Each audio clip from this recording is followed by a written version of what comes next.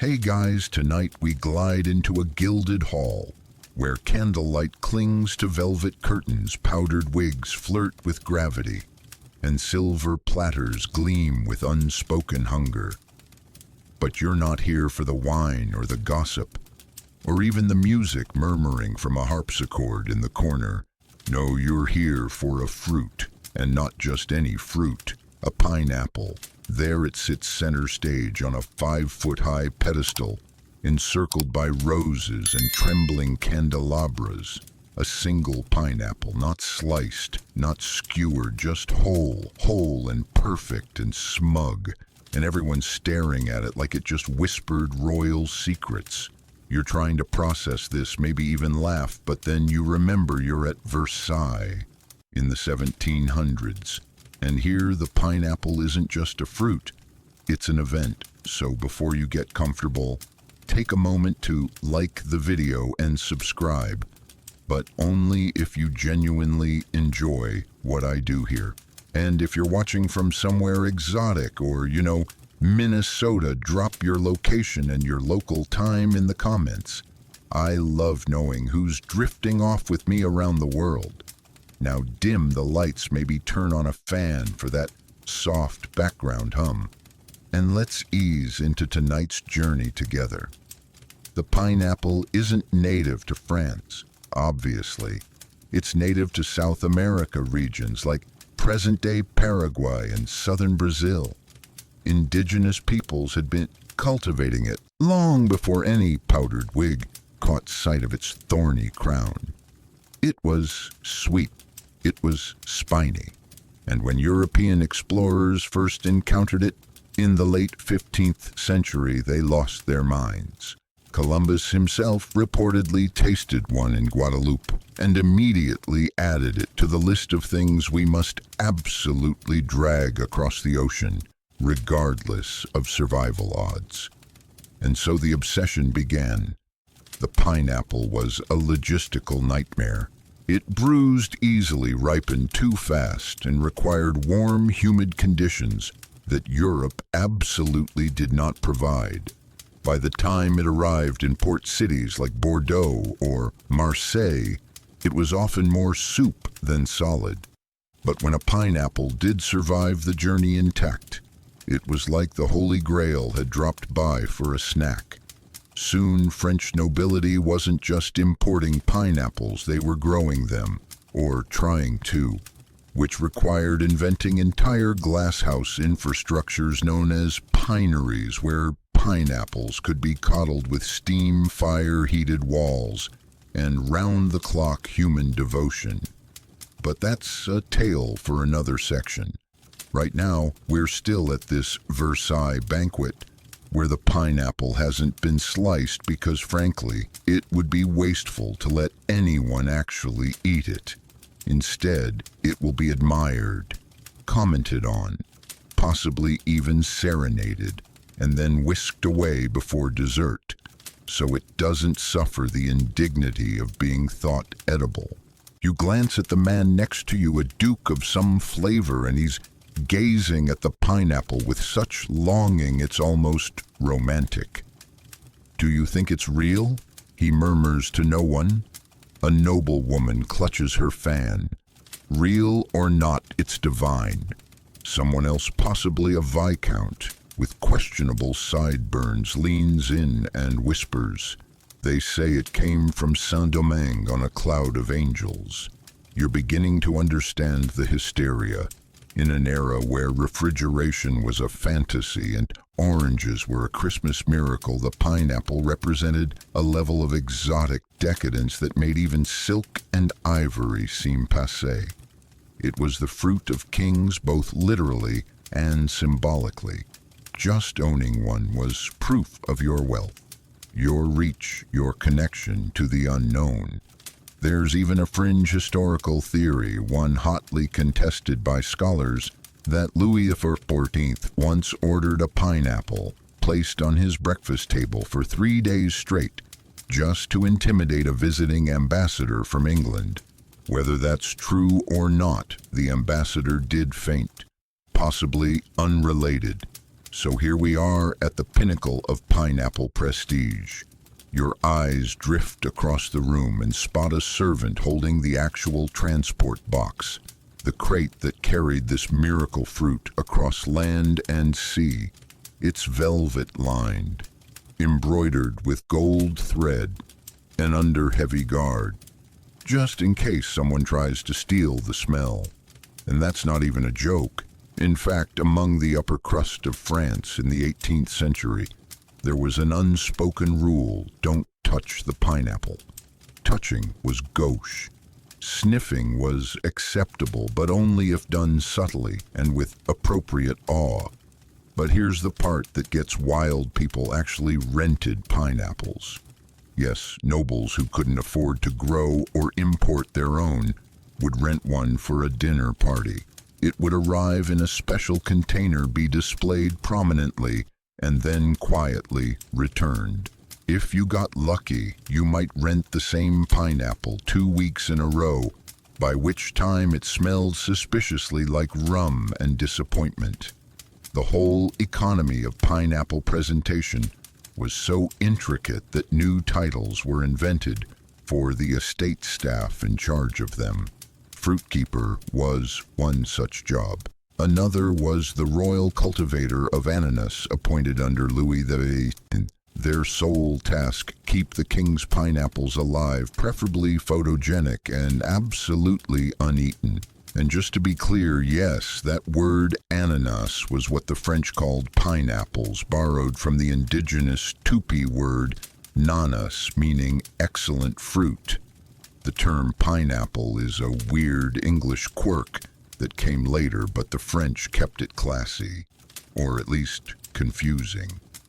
As you sit in your imagined Versailles chair, eyes fixed on the pineapple, you can almost hear it humming with importance. You start to wonder why this fruit, why not mangoes or coconuts or grapes, which at least didn't look like medieval torture devices.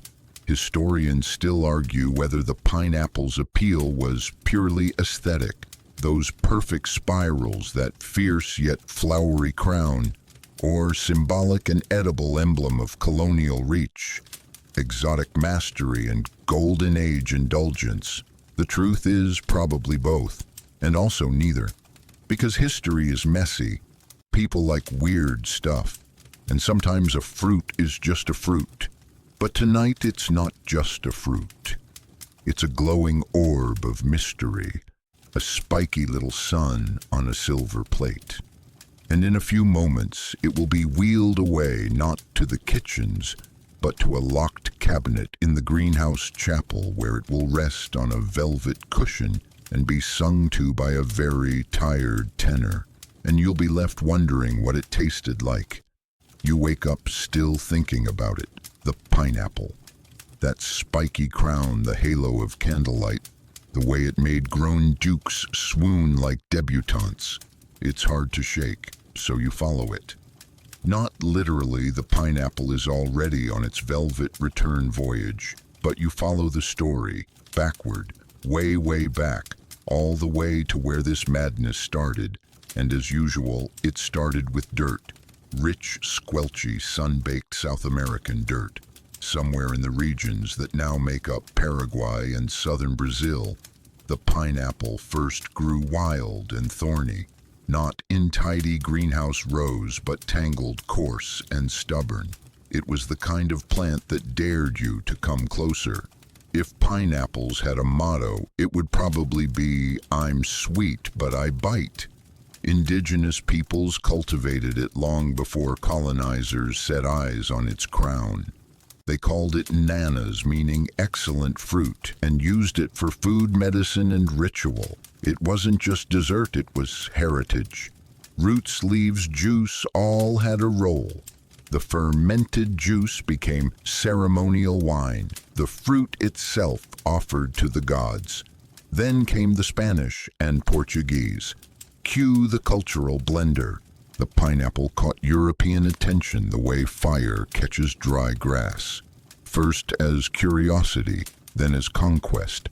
Columbus tasted it on his second voyage in 1493. His journal entry is basically fruit fan fiction. He described it as like an artichoke, but better. Which, okay, that tells you a lot more about artichokes than pineapples, but let's give him credit for enthusiasm. The early attempts to ship pineapples back to Europe were disastrous. Bruising, rot, fruit that arrived looking less like golden treasure and more like someone had already chewed it. But that didn't stop the craving. If anything, it made the fruit more precious. Rare plus rotten, rich. That's how European logic works sometimes. The pineapple became a status symbol, not just because of its taste, but because it was almost impossible to taste.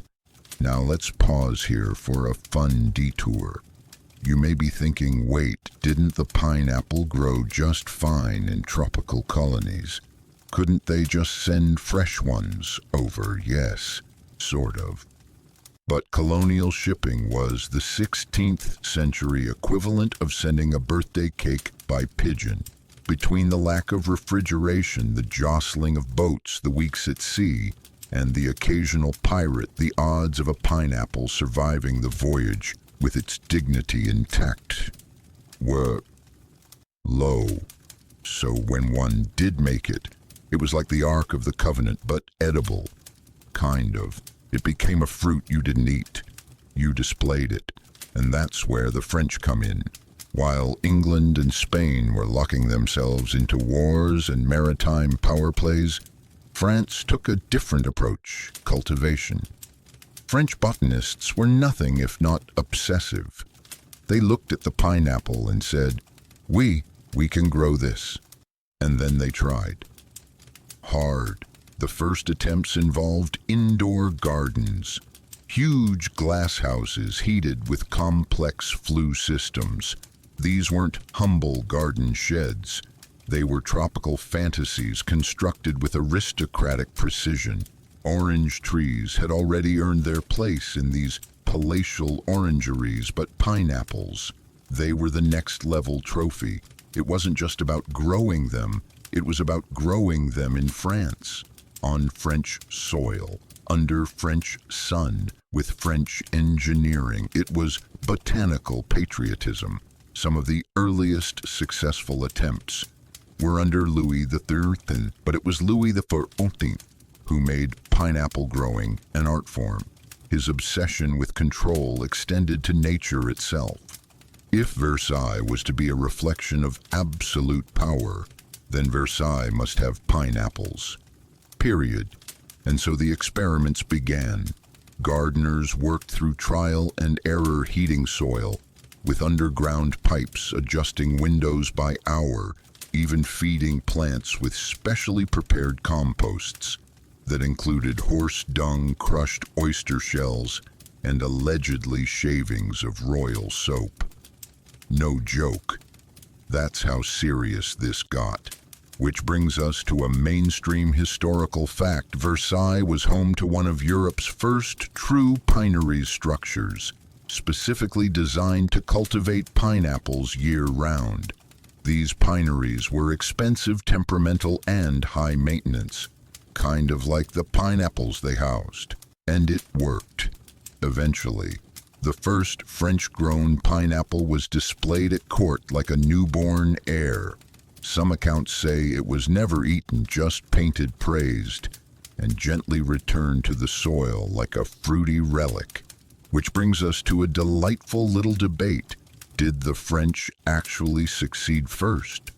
Or did they borrow their methods from Dutch horticulturists? Historians still argue whether France's pineapple glory was entirely homegrown, or if a few Dutch blueprints found their way across borders. Either way, the result was the same.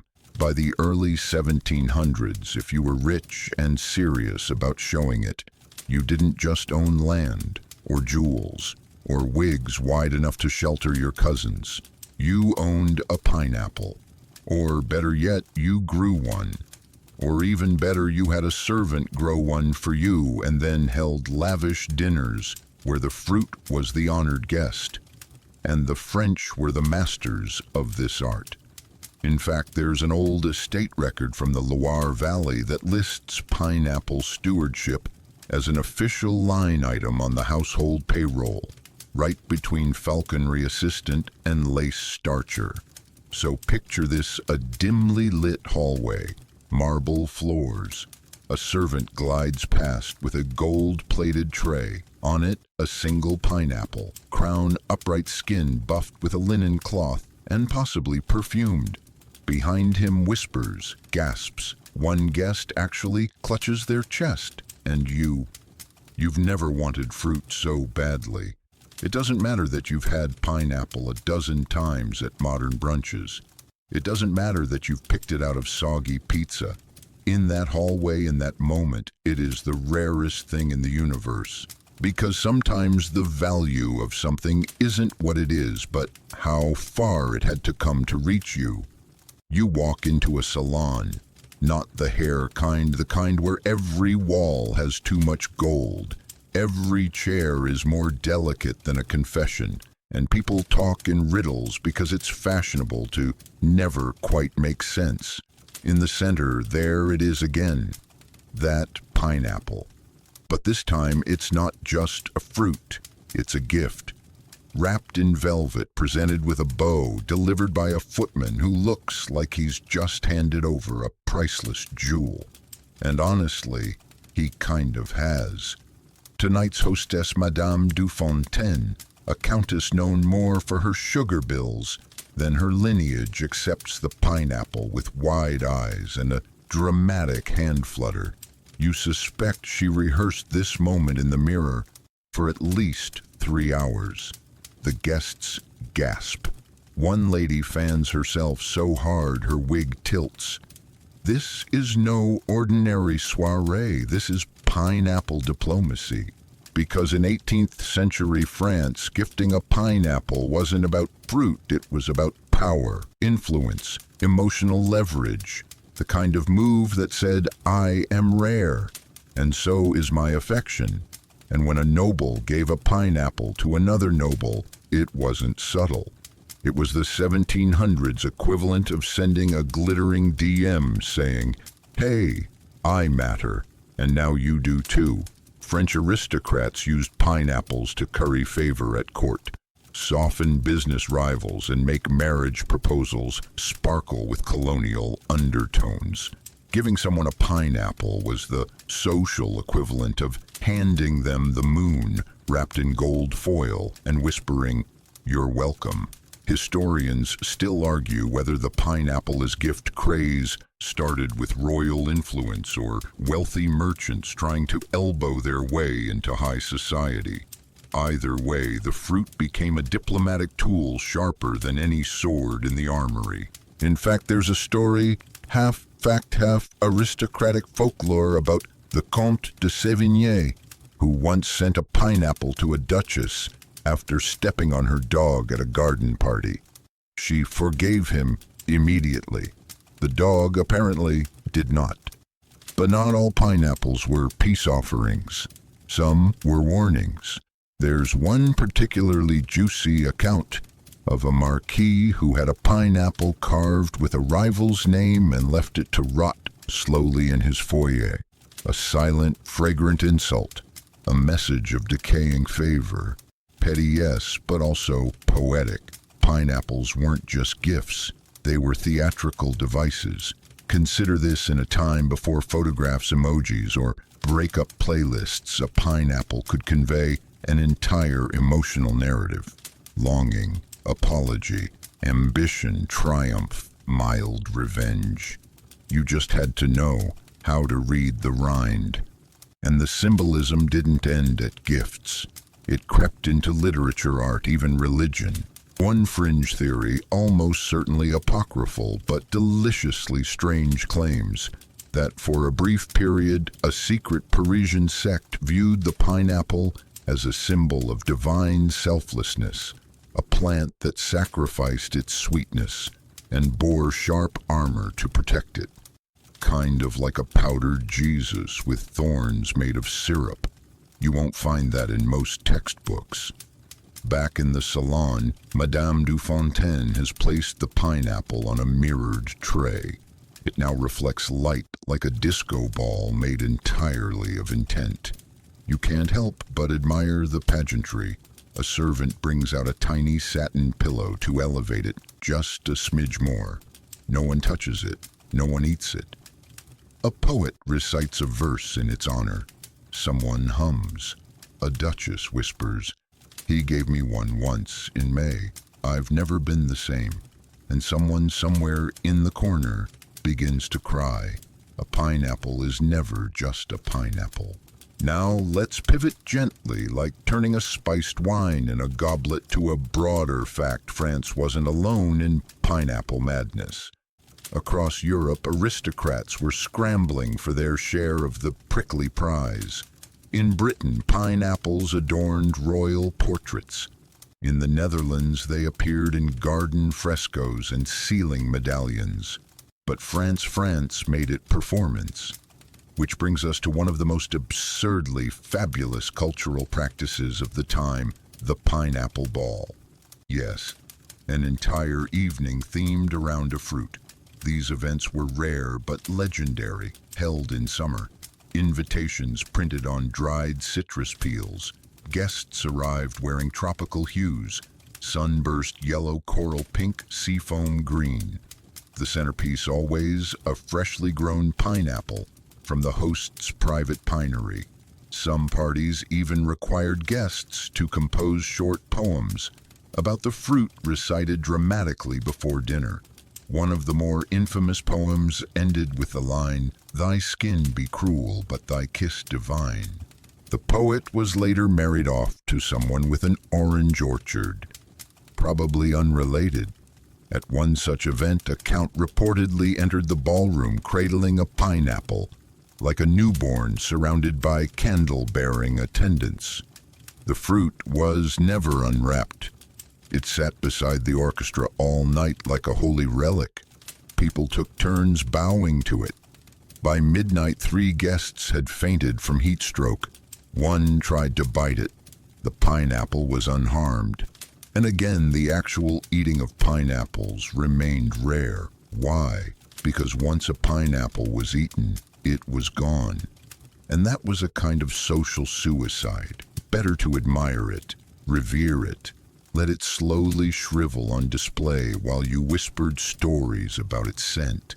Besides, cutting into a pineapple required tools, effort, knife skills, and most nobles outsourced their muscle memory to valets and pastry chefs. It was simply easier to pretend that the fruit was too sacred to touch. You'd think this absurdity might have died out quickly. But no, it endured, because symbols, especially edible ones, have staying power. And in this age, no symbol spoke louder than tropical fruit at a table full of ice sculptures and powdered periwigs. So the next time someone says, "You are what you eat," remember that in 18th century France, being seen not eating a pineapple was the real flex. You're outside now, wandering the misty grounds of a chateau just before dawn. The air is thick with dew and a faint scent of peat smoke from last night's fires. Somewhere nearby, a gardener sneezes violently, probably from inhaling a century's worth of composted pride. You're not here for a morning stroll, you're here for a showdown. The great greenhouse wars are about to begin. No swords, no duels at dawn, just horticultural warfare fought with bricks, fire pits, and a truly alarming number of thermometers. Because in 18th century France, if you couldn't outwit your neighbor with witticisms, you could at least try to outgrow his pineapple. At the heart of this leafy arms race was the pinery, a type of specialized greenhouse, painstakingly designed to coddle pineapples like they were fragile royalty. And no one did pineries quite like the French aristocracy. The entire system was a symphony of glass, iron, dung, and desperation.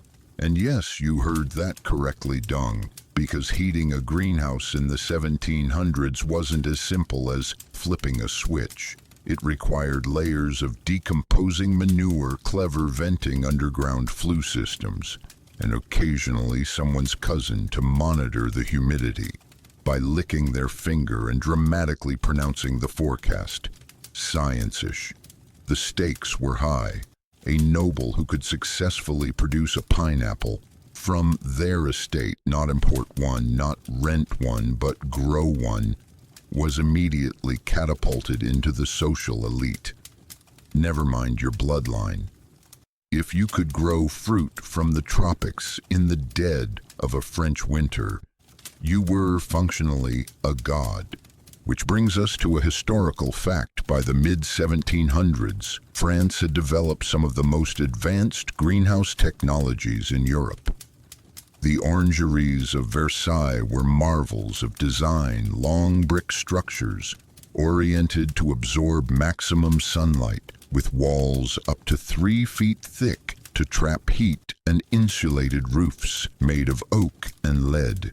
They were first built for citrus but quickly adapted for more exotic residents, namely the pineapple. You step inside one of these greenhouses and feel it immediately. The controlled warmth, the earthy sweetness of overripe compost, the delicate mist sprayed over the leaves like morning perfume, and the competition cutthroat. Estates spied on each other's pinery designs. Servants were bribed to share heating techniques. One marquis allegedly seduced a rival's gardener just to gain access to their pineapple blueprints. Love, as always, is secondary to fruit-based warfare.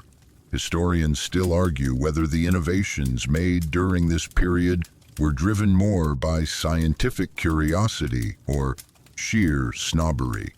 Either way, the results were stunning.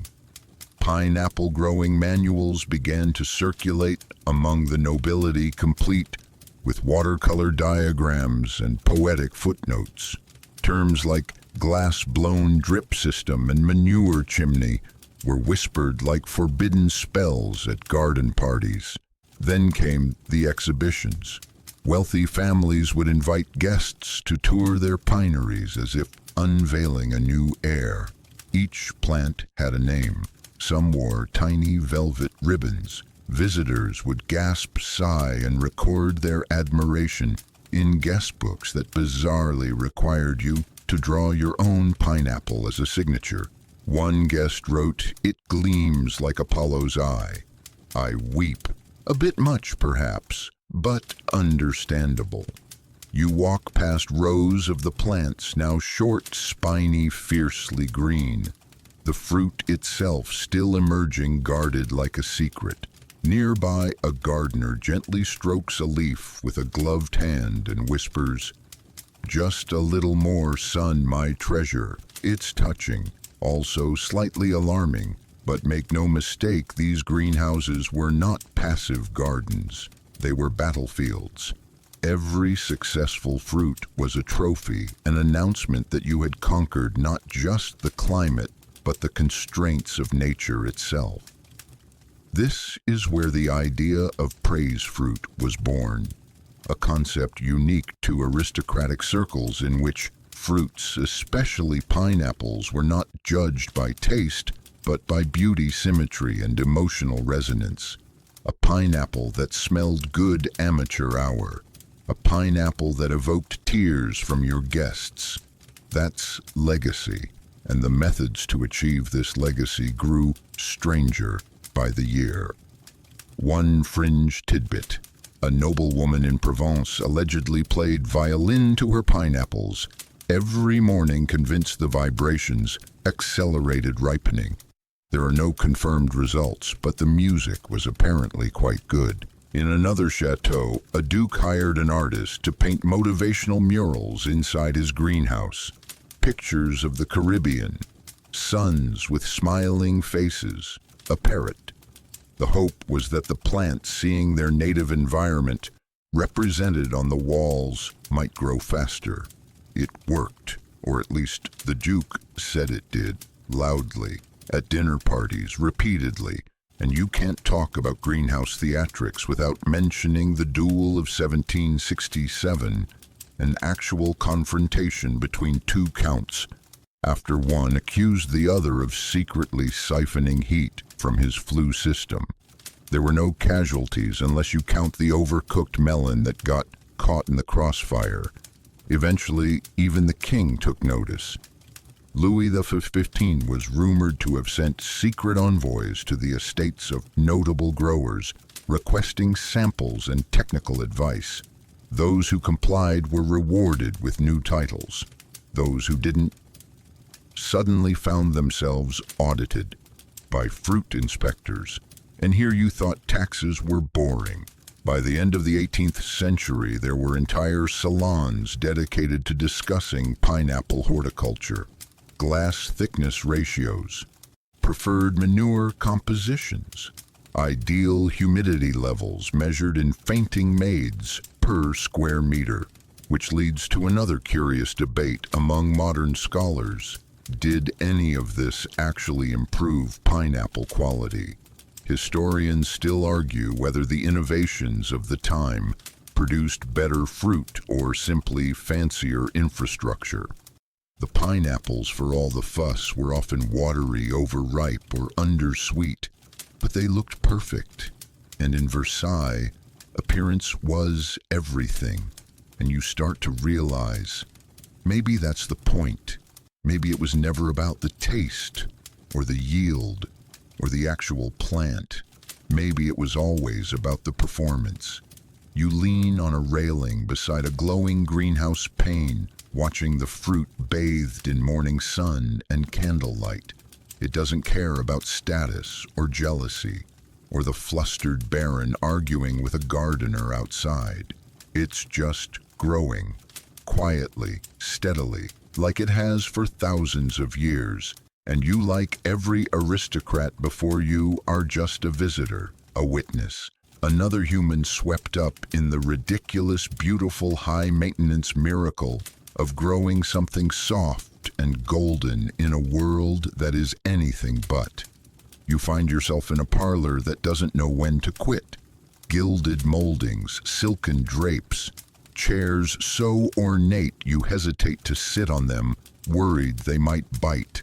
And right in the center of the room, commanding more attention than a royal affair gone wrong, is a stage. A pineapple theater. You blink, then blink again. It's not a metaphor, not a theme. It's literally a stage made to display pineapples. Built of polished walnut and trimmed in gold leaf, it features a velvet curtain that parts slowly, dramatically to reveal a single perfectly lit fruit rotating on a mirrored pedestal. Musicians play a delicate waltz in the background. Someone nearby dabs at their eyes with a lace handkerchief. This is not satire. This is Versailles. Welcome to the world of fruit-based theater, where pineapples were not just symbols or gifts, but performers. Tonight's audience is mixed powdered wigs, jeweled collars, and at least one cardinal who appears to be whispering a prayer. The pineapple takes its cue, turning beneath the spotlight. Its skin gleams. Its crown catches the light like a sacred torch. Someone applauds. You look around, half expecting someone to deliver a monologue. Instead, a servant approaches the front of the stage and reads aloud, "This fruit, born of fire and storm, now bends to French will." That's it. No plot, no characters, just the fruit. And still the room swoons. This isn't an isolated event. In 18th century France, fruit theater was a genuine trend among the upper crust. And pineapples, they were the headline act. Aristocrats would build entire evening entertainments around the slow unveiling of exotic produce, complete with lighting effects, poetry, and music, composed specifically for the moment of reveal. A mainstream historical fact, the Château de Chantilly, One of France's most lavish estates was documented in 1771 as having hosted a multi-fruit showcase in which the final act was a single pineapple.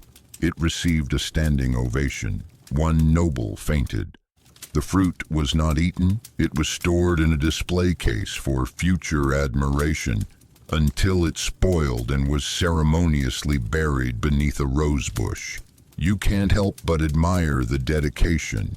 It wasn't just about seeing a pineapple, it was about experiencing it. The anticipation, the pageantry, the collective gasp. It was absurd, yes, but also deeply human. Which leads us to a quirky fringe detail. Some aristocrats commissioned miniature stages for their personal drawing rooms, complete with curtains, mirrors, and tiny cherubs carved into the wood. These weren't just for pineapples. Some featured oranges, pomegranates, or the occasional decorative melon, but the pineapple reigned supreme. And oh, the costumes. You watch as two young courtiers step onto the side wings of the stage, dressed as spirits of the tropics. Their outfits embroidered with golden leaves and sequins shaped like pineapple scales. One holds a fan, the other holds a tray bearing a tiny vial of pineapple-scented oil, which he spritzes delicately into the air. The room gasps again. Your eyes water slightly, either from the scent or the sheer emotional commitment of it all. Across the room, a noblewoman whispers, "I heard it was grown under moonlight, fed only rainwater from copper pots." Her companion replies, "Yes, but did you hear the gardener speaks to it in verse?"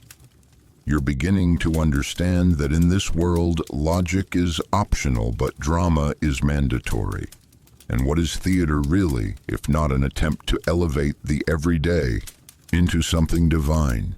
Historians still argue whether the pineapple as performance trend had deeper meanings. Was it satire, allegory, a subtle rebellion against rising political unrest, or just another symptom of elite detachment? No one agrees. But the records are clear. These fruit performances happened frequently, passionately, and with seating charts. You sit back as the curtains close slowly on the revolving fruit. The music fades. Someone tosses petals at the stage. The pineapple bows well metaphorically, and the audience exhales in reverent silence. Then a toast. Crystal flutes are raised. Champagne bubbles fizz. The host declares to beauty, to the bounty of the earth, and to this miraculous fruit, may its reign be eternal. You sip your drink and wonder whether the pineapple knows its royalty tonight. Later, in a quieter corner of the parlor, you spot a cluster of guests gathered around an oil painting. At first glance, it's a standard still life flowers fruit lace napkin, but front and center, posed like a divine relic, is yet another pineapple. This leads to another peculiar custom pineapple cameo appearances in aristocratic artwork. In the late 1700s, portraits of nobles increasingly included subtle and not so subtle pineapple references. A fruit bowl here, a carved motif on a chair there, a lady's hand casually resting atop the fruit like it's a lapdog. One countess commissioned a portrait of herself, holding a pineapple with one hand while pointing to the heavens with the other. The message, I am both sweet and chosen. And here's the kicker. Sometimes the pineapples weren't even real. They were wax replicas, painted stand-ins, elaborate forgeries designed to preserve the illusion even when the real fruit had rotted days ago. Because appearance mattered more than truth, and nothing said, I'm winning at life, like standing beside a fruit most people would never even smell. You wander away from the theater head, slightly spinning, not from the champagne, but from the sheer spectacle of it all. The creativity, the reverence, The slow, spiraling madness of a world that turned a tropical anomaly into an art form, and you begin to think maybe it wasn't madness at all. Maybe this was just the human instinct to turn longing into pageantry, to take what is rare and rapid in beauty, to share something extraordinary, and pretend it was always meant for you. The pineapple glows in your mind even as the stage dims, and you wonder quietly how something born of sun and storm became the most theatrical fruit in history. You slip into a room heavy with candle wax and unspoken rules. There's soft music in the background, lutes probably, and enough silk in the curtains to clothe a small village. People are whispering in corners, exchanging glances, making calculations that have nothing to do with math. And there on the banquet table sits a pineapple. It's perched atop a silver pedestal like a monarch awaiting tribute. Its crown is polished, its angles lit from just the right side to cast dramatic shadows, and its presence commands absolute attention. Tonight someone is going to eat it. You can feel the tension ripple through the room. Because here's the thing, eating a pineapple in 18th century France wasn't just indulgent. It was almost sacrilegious. Displaying a pineapple glorious, gifting one powerful, theatricalizing it expected, but consuming it, that was bold, brazen, final. And tonight's host, a minor duke trying very hard to seem major, is announced with great fanfare that the pineapple shall be sliced. In public, with witnesses. This isn't just a snack, it's a political move, a show of dominance, a reminder that he has enough wealth and clout to burn a tropical jewel for one moment of sweet, acidic pleasure. A mainstream fact here in the 1700s, a single pineapple could cost the equivalent of several thousand modern dollars, depending on freshness, season, and provenance, which meant that to actually consume one was to obliterate its value in favor of fleeting gratification. It's like lighting a cigar with a painting. You drift toward the table and catch the glint of a carving knife. Its absurdly ornate ivory handle filigree blade, the whole thing more suited to a royal beheading than slicing fruit. The Duke stands over the pineapple smiling like he's about to unveil a miracle. Guests lean in breath held. A woman fans herself so quickly she creates a breeze that nearly topples a candle. The knife hovers, and just as it descends, someone gasps. The butler has fainted. Apparently, he's been cultivating this particular pineapple in the estate's greenhouse for months, naming it, nurturing it, whispering to it during storms. He had dreams for it, and now it's gone. The fruit is sliced anyway. Steam rises faintly from the juicy wedge. Forks are passed, and you, almost trembling, taste it. It's good, sweet, tart, a little fibrous, but also, somehow, not worth the opera. And that's the strange truth hiding under layers of powdered wigs and performance. The pineapple, while tasty, could never live up to its myth.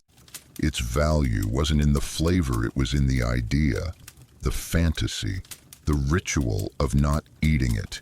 Which brings us to one of the more bizarre outcomes of pineapple prestige, the fake pineapple trend. After enough aristocrats realized that cutting into their pineapples ruined the vibe, a new market emerged, one full of clever artisans who crafted extremely lifelike pineapple replicas out of wax porcelain and wood. These faux fruits were perfect for display, wouldn't rot, and didn't tempt guests into socially awkward snacking. Some were hollowed out and filled with potpourri. Others contained secret compartments for love letters or small jewels.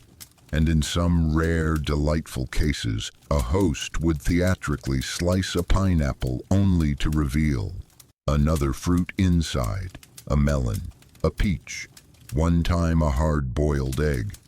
Historians still argue whether these pineapple reveal stunts were playful satire or desperate attempts to maintain prestige without losing a prized centerpiece. Either way, they became part of the social theater. Of course, not everyone got the memo.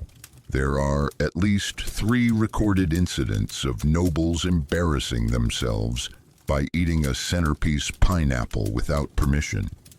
One involved a marquis who assumed it was a buffet offering and bit directly into the rind like it was an apple. He was politely escorted from the estate and never invited back. Another infamous case involved a diplomat's son who mistook a wax replica for dessert. He broke a tooth, cried in public, and later became a monk, possibly unrelated. And then there were the pineapple duels. Yes, duels, because what else do you do when someone eats your decorative fruit without consent? One such event began at a midsummer banquet in Burgundy where a lord's guest bit into a pineapple segment without waiting for the host's toast. The host considered this an act of aggression. Words were exchanged. Gloves were slapped. The duel happened at dawn. No one died, but both participants limped for weeks. The pineapple was buried in a ceremony involving 3 monks and a violin. You walk now through a gallery of faded portraits, nobles from every era, posing with pineapples in various states of glory. One woman holds hers like a baby. A general rests his elbow on one casually, as though saying, "Yes, I conquered this tropical trophy. What of it?" The deeper you walk, the more surreal it becomes. Here's a pineapple on a bookshelf next to Descartes. Here's another nestled inside a hunting trophy display. One even dangles from a chandelier, and then you see it, a worn placard under a painting labeled Le Dernier Goût, the final taste. It shows a noble couple reclining on a chaise, the remains of a pineapple between them, their fingers still sticky with juice. They look exhausted, enlightened, slightly guilty, because eating the fruit meant surrendering the illusion. It was delicious, sure, but now it was over, and that perhaps was the true caution. The knowledge that some pleasures are more powerful in the wanting than in the having. You pass back through the banquet hall. The pineapple's carcass sits in a silver bowl, surrounded by guests pretending not to mourn. The Duke smiles triumphant, but something in the room has shifted. You can taste it, an afterglow, a tiny echo of something sacred that's just been devoured. And it leaves you wondering what's more decadent, eating the fruit of dreams or preserving the dream itself. You're sitting on a sun-drenched terrace overlooking an elaborate garden designed to look entirely accidental. Stone fountains gurgle politely. Birds chirp with rehearsed spontaneity. Somewhere in the hedge maze, a count is almost certainly lost. And in the center of the long marble table before you, past the sugared violets and candied almonds, is a silver bowl of sliced pineapple. But no one's eating it. Not yet. Because this fruit isn't just dessert. It's diplomacy.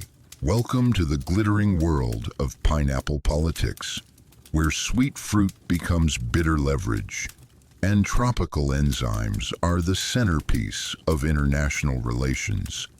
You sip something chilled and sparkling while eavesdropping on the conversation 3 seats down. The ambassador of Sweden is admiring the pineapple with theatrical awe. "Magnificent," he murmurs, "rarer than peace." The hostess smiles and says nothing, but her glance at the Dutch diplomat says, "Everything he didn't get. Pineapple at the last banquet, did he?" In 18th century France, few things were as socially loaded as who got offered pineapple and when.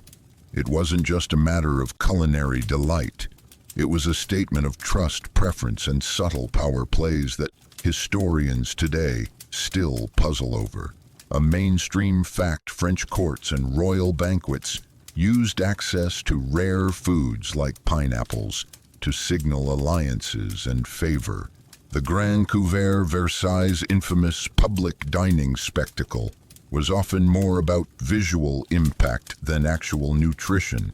Serving pineapple to a guest, especially a foreign one, could hint at a treaty in progress, or one under threat. Even Louis XV used this trick. According to contemporary letters, he once served pineapple sorbet only to the Russian envoy during a multinational summit. Britain noticed. Britain sulked. France got what it wanted. You lean closer as an elegantly bored marquis explains the game. You give the slice to the person you want to flatter, or forgive, or frighten, fraternizing with fruit, threats with garnish, quirky, absolutely, but incredibly effective. There's a fringe tidbit that makes this even more surreal. In some courts, pineapples were carved into coded shapes: roses, swords, doves, and each shape had its own whispered implication. A spiral cut might imply shared strategy. A wedge with two crowns, future alliance. It's like edible Morse code. You stroll through the gardens with a diplomat's daughter who whispers stories her governess definitely didn't approve. They say the Duc de Noailles once hid a marriage proposal inside a pineapple rind. She grins, wrapped the ring in honeyed leaves. The poor girl bit it. The girl survived. The marriage did not. You reach a gazebo where a trio of courtiers sips pineapple punch, non-alcoholic but intoxicating in status. One of them casually mentions his estate's pineapple harvest this year. Just one fruit. It bloomed early. He named it Celestine. The others sigh. One looks slightly jealous. Someone's glove falls dramatically to the floor. Historians still argue whether the political power of the pineapple was truly felt or simply performed. Was it just a luxurious gimmick, or did its scarcity make it an effective diplomatic tool? Hard to say. But the timing mattered. The gesture mattered. And most of all, who didn't get any. That mattered most of all. Later that night, as torches flicker and musicians fill the garden with sleepy violins, the main diplomatic dinner begins. A long table stretches across the lawn like a metaphor for international tension. Seats are assigned. Menus are gold-leafed, and everyone's watching the platters. The first course arrives: roasted duck in orange glaze. The second, chilled asparagus with violets. And then the pineapple course. Servants glide like ghosts across the lawn, bearing narrow trays of glistening fruit. Not everyone gets one. Not everyone is meant to. You see the Dutch envoy's face freeze as his tray skips him entirely. The Swedish ambassador, meanwhile, receives 2 pieces. 2. The betrayal is palpable. Someone coughs meaningfully. No one comments. But tomorrow letters will be written. Alliances questioned. A naval blockade may or may not occur. All because of a fruit. You sit back and marvel at how something once plucked from thorny soil across the sea now floats like a golden halo above every power move, every deal, every unsaid insult. The pineapple has transcended flavor. It has become a language. And the language says you are wanted. You are not. A servant refills your glass. The stars blink down as if they too are waiting to see who gets the next slice. You smile politely. Decline your portion. Because sometimes the only power greater than receiving the pineapple is refusing it. You're in a gallery now. But not the kind with oil paintings and bored docents. This gallery is dedicated to one thing and one thing only: pineapple design. Yes, you heard that right. Everywhere you look, pineapple motifs carved into chair legs, embroidered into tapestries, stitched onto slippers, even floating in the borders of wallpaper. You pass a bust of a French noble whose wig has been subtly reshaped into the suggestion of a pineapple crown. He looks smug. He probably invented it. In 18th century France, when something caught the imagination of the elite, it didn't just stay in one corner of life. It spread. Pineapples began appearing everywhere, not just as fruit, but as a symbol. And not just any symbol, one of worldliness, wealth, and the delicate absurdity of French high taste. You run your fingers over the edge of a porcelain teacup and notice the handle has been shaped to resemble a curling pineapple leaf. The cup is tiny. The tea is probably ceremonial at this point, but the craftsmanship is exquisite. A mainstream fact pineapple motifs exploded in French decorative arts during the 1700s, particularly under Louis XV and Louis XVI. Furniture designers like Jean-Henri Rissener, known for his ornate commodes and desks, often integrated stylized pineapples into marquetry or ormolu gilding. They were considered exotic, tasteful, and ever so slightly cheeky. It didn't take long for the trend to spiral into obsession. Aristocrats began commissioning bespoke household items with pineapple themes. There were pineapple doorknobs, pineapple-shaped bedposts, even pineapple perfume bottles that didn't smell remotely like pineapples but looked fabulous on a vanity. You approach a chaise longue embroidered with a tapestry of intertwined vines, and you guessed it, a repeating pattern of pineapples with cherubs lounging on top. One cherub appears to be feeding the pineapple a grape. Artistic license. The fringe tidbit here. There's a documented case of a nobleman who attempted to commission an entire ballroom modeled after the inside of a pineapple. Golden arches, green-tinted ceiling panels, shaped like leaves, and citrus-scented air pumped in through hidden vents. It was never completed. The budget ran out somewhere around pineapple-themed chandeliers. A pity. You meander into a room full of fans, delicate, hand-painted folding fans used by women at court. Most feature classical scenes or pastoral romances, but one displayed under glass shows a woman in a gown made entirely of pineapple leaves, being serenaded by a satyr playing a lute carved from rind. Historians still argue whether pineapple iconography was purely aesthetic or if it held deeper meanings: fertility, exoticism, rebellion against tradition. Some say the fruit's many points represented outward sharpness, hiding inner sweetness. Others believe it was just another trend like hoop skirts or powdered moles. Either way, it endured. You spot a cabinet filled with dinnerware plates rimmed in gold pineapples, soup tureens shaped like the whole fruit cutlery with tiny crowns on the handles, and at the back an entire silver centerpiece depicting a pineapple being carried aloft by 6 tiny bronze putti with wings too small for the job. You chuckle. The extravagance is too much. And yet, it charms you. This is where the French shone, not just in cuisine or politics, but in turning symbols into stories. They didn't just like pineapples, they mythologized them. You notice a tapestry depicting the arrival of the pineapple as if it were a second coming. A woman in classical robes receives the fruit from a cloud-riding cherub. In the background, mortals weep. A goat plays a lyre, completely unhinged, completely fabulous. And it wasn't just decor. Pineapple shapes crept into architecture as well. Gate finials, rooftop statues, garden sculptures. One estate even had its dovecote roof topped with a gilded pineapple spire Because why not let the pigeons know you're winning? You exit the gallery into a hallway lined with mirrors.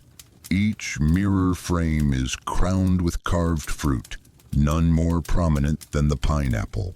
Your reflection ripples across centuries of aesthetic choices, and you can't help but ask, what was it about this fruit that captured a culture's imagination?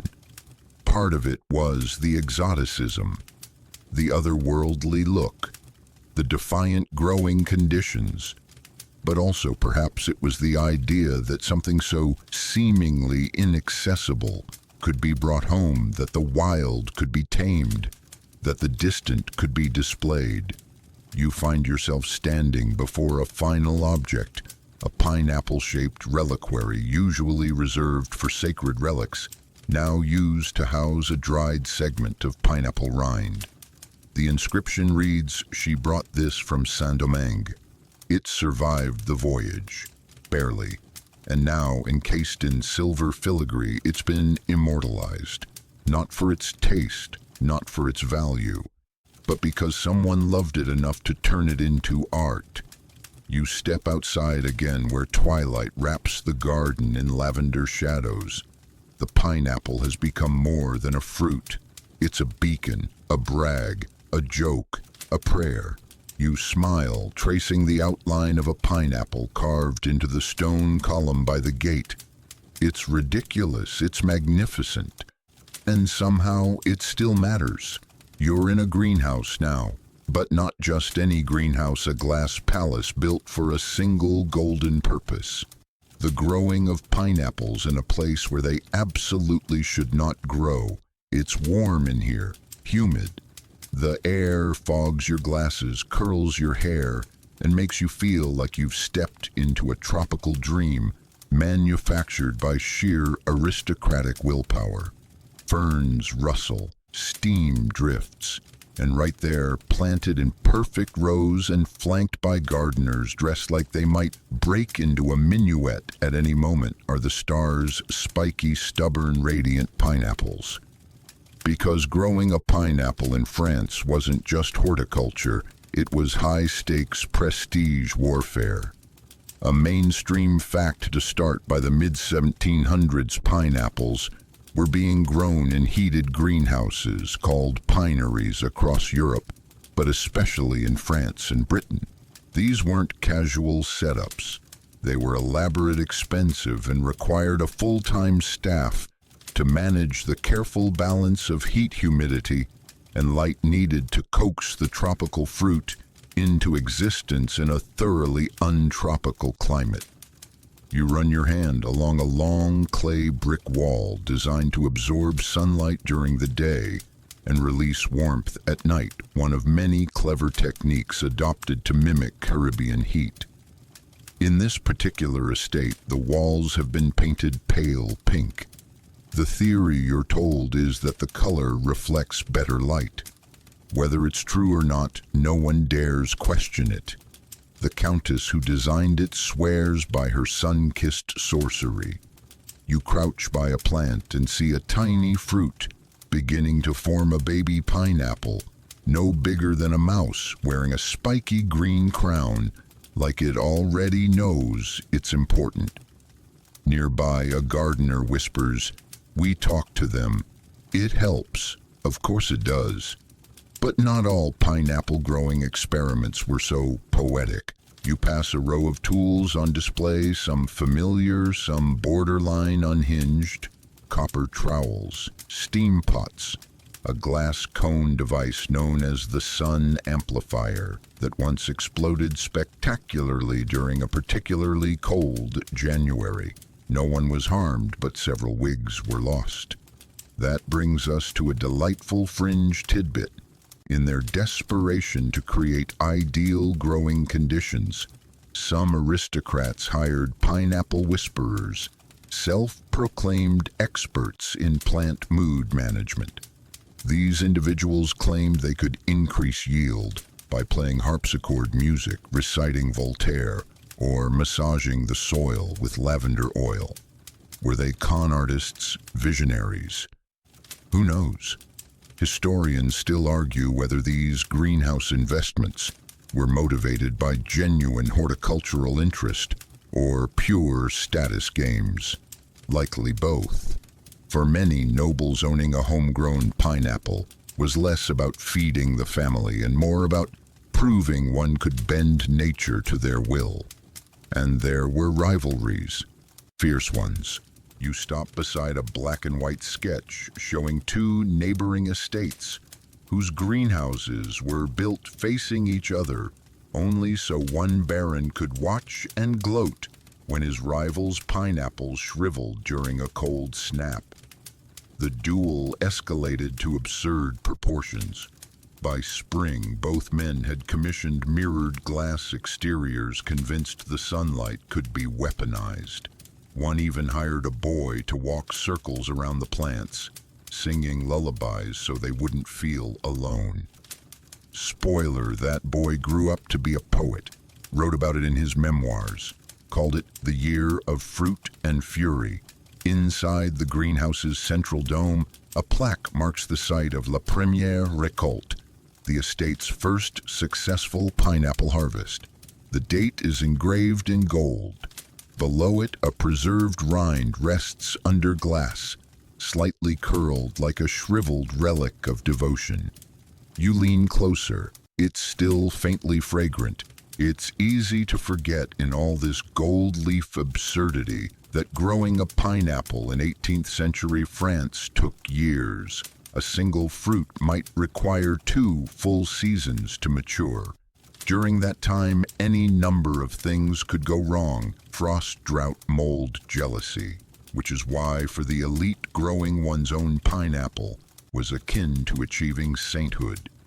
There's a corridor lined with guestbook pages, notes from nobles who visited this estate, specifically to see the pineries.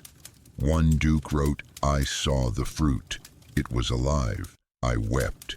Another simply wrote, "So prickly, so beautiful." You emerge at the back of the greenhouse and find a marble bench shaped like a pineapple slice. A bit much, yes, but somehow appropriate. You sit exhaling into the humid air, your fingers sticky from brushing past a ripening fruit. A gardener passes with a silver watering can. She nods to you and says, "We don't eat them, we honor them." You believe her. Because this whole place, this whole era, wasn't really about the fruit. It was about the effort, the theater of trying. The idea that something so stubbornly foreign could become yours through patience, creativity, and a little madness. You close your eyes and picture it. A young noble peeking into the greenhouse every morning, hoping to see the first yellow blush on a baby pineapple, whispering encouragement through the glass, planning the guest list for the reveal party. And then finally, one day it blooms, and for a brief, absurd, glorious moment, everything is perfect. You step into a library next. The air is dry, papery, and gently scented with beeswax and ink. Shelves rise like cathedral columns around you, each one stacked with leather-bound volumes and scrolls wrapped in silk ribbon. This isn't just any noble's library, it's a pineapple archive. Yes, that existed, because when something obsessed the French aristocracy, it didn't stop at decor or dinner. It sank deep into thought, into philosophy, into writing. Here, tucked between treatises on etiquette and operatic librettos, are entire books devoted to the study, praise, and symbolism of the pineapple. Essays, poems, musings, every page bursting with a mix of botanical reverence and metaphysical flair. You run your finger along the gilded title of one slim volume, Le Fruit Noble Réflexions sur l'ananas. The Noble Fruit, Reflections on the Pineapple. Inside, a baron compares the pineapple's outer armor to the necessary defenses of the human soul. He refers to the sweet interior as a divine reward for those who brave the thorns of life. A bit dramatic, but somehow earnest. You chuckle, flipping further into the text. One poem begins, "Thou art the sun's sharp whisper, dressed in thorned lace, and I but a humble guest, begging thy royal taste." Someone really needed a hobby. A mainstream fact here by the mid-18th century, French salons and intellectual circles occasionally held readings of pineapple-themed prose and poetry. Though often satirical, these gatherings highlighted how embedded the fruit had become, not just in luxury, but in thought. Voltaire once compared enlightenment to peeling a pineapple beneath layers of stubborn armor lies a clarity both sweet and difficult to reach. Historians debate whether he was being literal or snarky. Knowing Voltaire, probably both. You pass into a smaller chamber with lower ceilings and soft velvet stools. It's the Salon of Curious Fruits, according to a painted plaque above the door. There pinned on the walls are sketches and pamphlets from pineapple debates.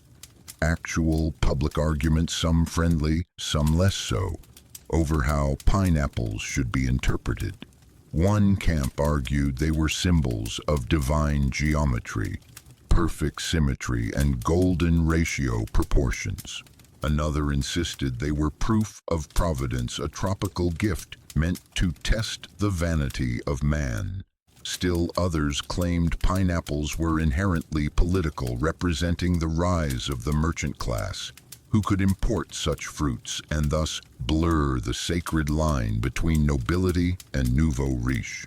Fringe tidbit time in 1769, a university student published a satire titled "Pineapple Republic, Imagining a Nation Ruled by Pineapples," where social order was determined by ripeness and leaf symmetry. It was banned within a week, but copies still circulated in secret, often with marginal notes, like "Long live the golden thorn." You reach for a scroll bound with blue ribbon. It unfurls with a satisfying whisper. Inside, a noble woman's journal details her attempt to write a pineapple opera. The protagonist is a misunderstood fruit who longs to be tasted but fears rejection. There's a tragic aria titled "Peel Me with Honor." No known performance exists, but you wish there were. You sit beside a large map table where scholars once charted the pineapple's spread across the globe. Red threads stretch from South America to the Caribbean, across the Atlantic to European ports, then radiate out to inland chateaus. Tiny pins mark where the first greenhouse-grown pineapples ripened. Each thread is a story of ambition, trade, conquest, and obsession. You notice one line leading to a chateau with a footnote site of the 17th Beauvoir Pineapple Symposium. Of course there was a symposium. You imagine powdered wigs debating the ethics of fruit display, panels titled "The Pineapple as a Moral Compass," or "From Plantation to Parlor Navigating Ethical Sweetness." Some of this was self-important fluff, yes, but some of it was genuine. The pineapple became a canvas for meaning onto which people projected their fears, their hopes, their philosophies.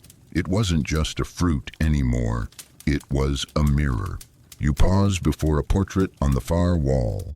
An older woman seated in an ornate chair, holding a pineapple in her lap as if it were a sleeping cat. Her eyes are soft but stern. The plaque reads, "Madame de Berrieux, patroness of pineapple letters."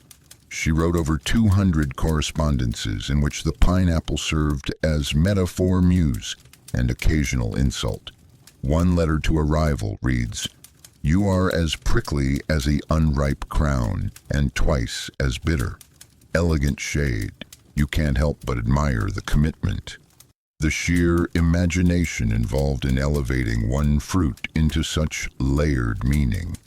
And perhaps beneath the wit and the posturing there was a kind of yearning for permanence, for beauty, for sweetness, in a world of shifting politics and powdered surfaces. Back at the main desk, a folio lies open. A single quote catches your eye.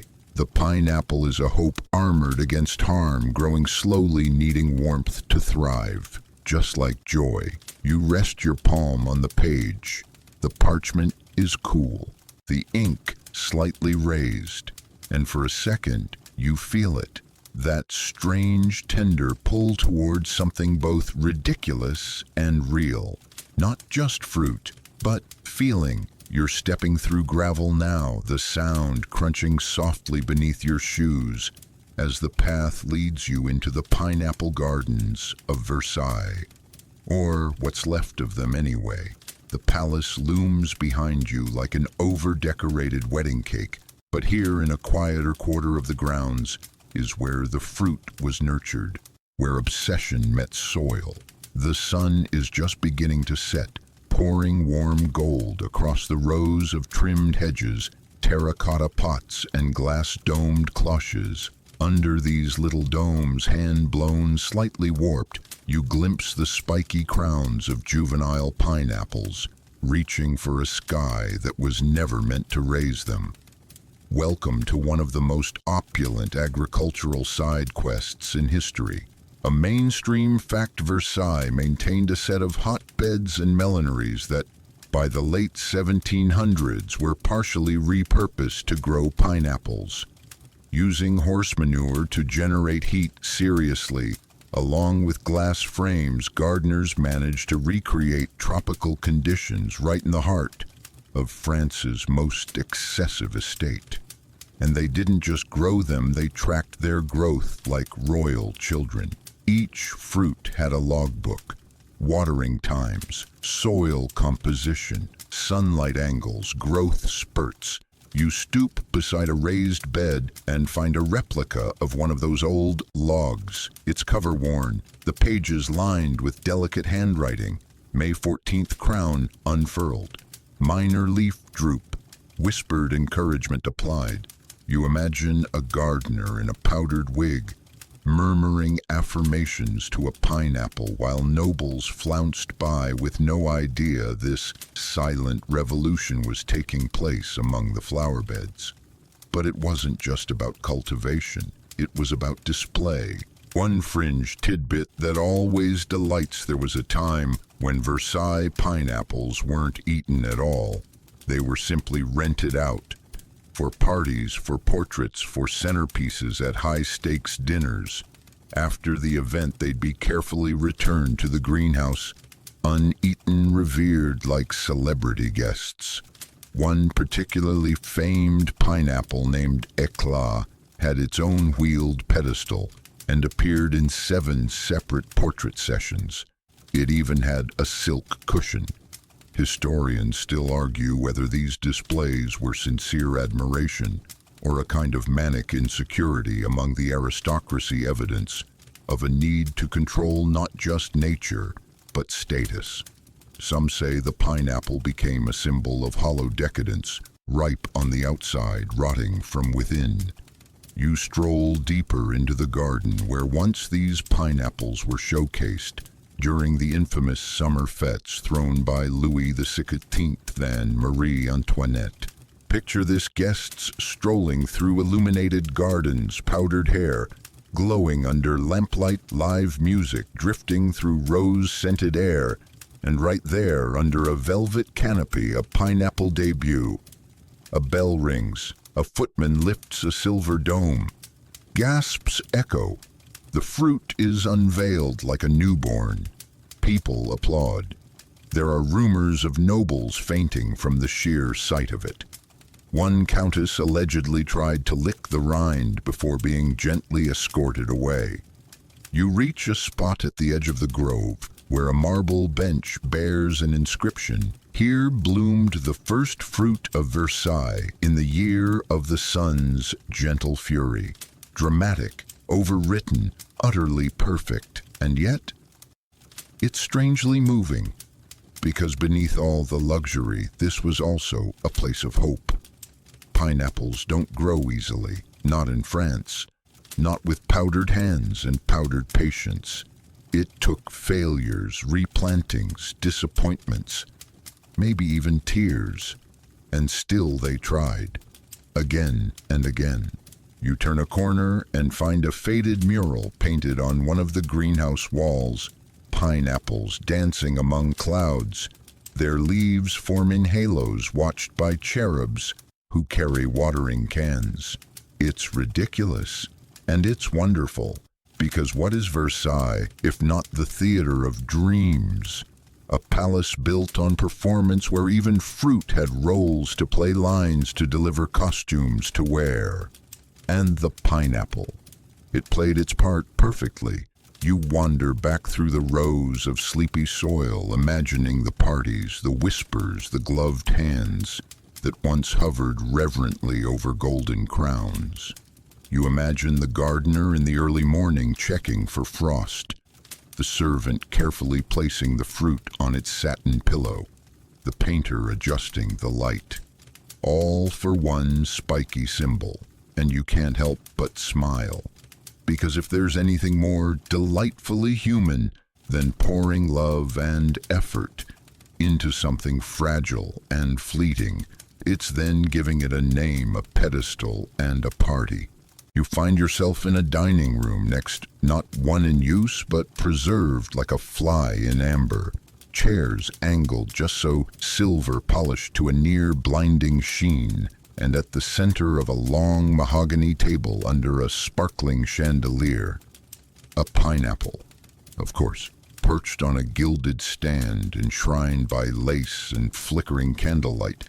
It's not just dessert, it's the headline act. And here in this frozen banquet tableau, you finally witness how the pineapple became edible theater. A footman mannequin holds a silver knife aloft mid-slice. The guest beside him looks aghast. Is he terrified of ruining the fruit, or is he overcome by the honor? Probably both. A mainstream fact in 18th century France, serving pineapple at a dinner party was considered the pinnacle of culinary achievement. It wasn't about flavor, it was about timing. A pineapple harvested too early would be fibrous and sour. Too late and it could rot. But a perfectly ripe fruit presented to guests at the peak of its perfume, that was triumph. The tension was real. Some households even employed pineapple masters, who tested ripeness by scent weight and sound, knocking gently like melon sommeliers.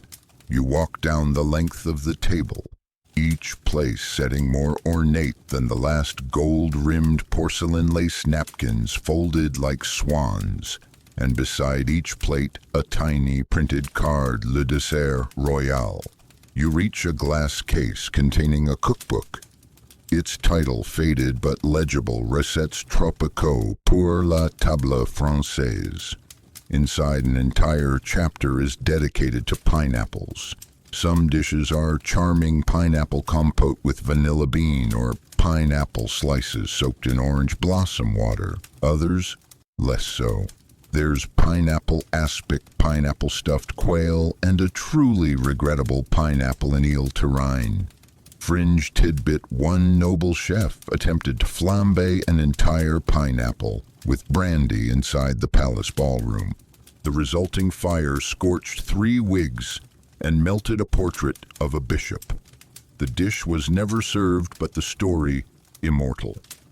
You enter the adjoining tasting salon, dimly lit, with velvet armchairs arranged in a circle.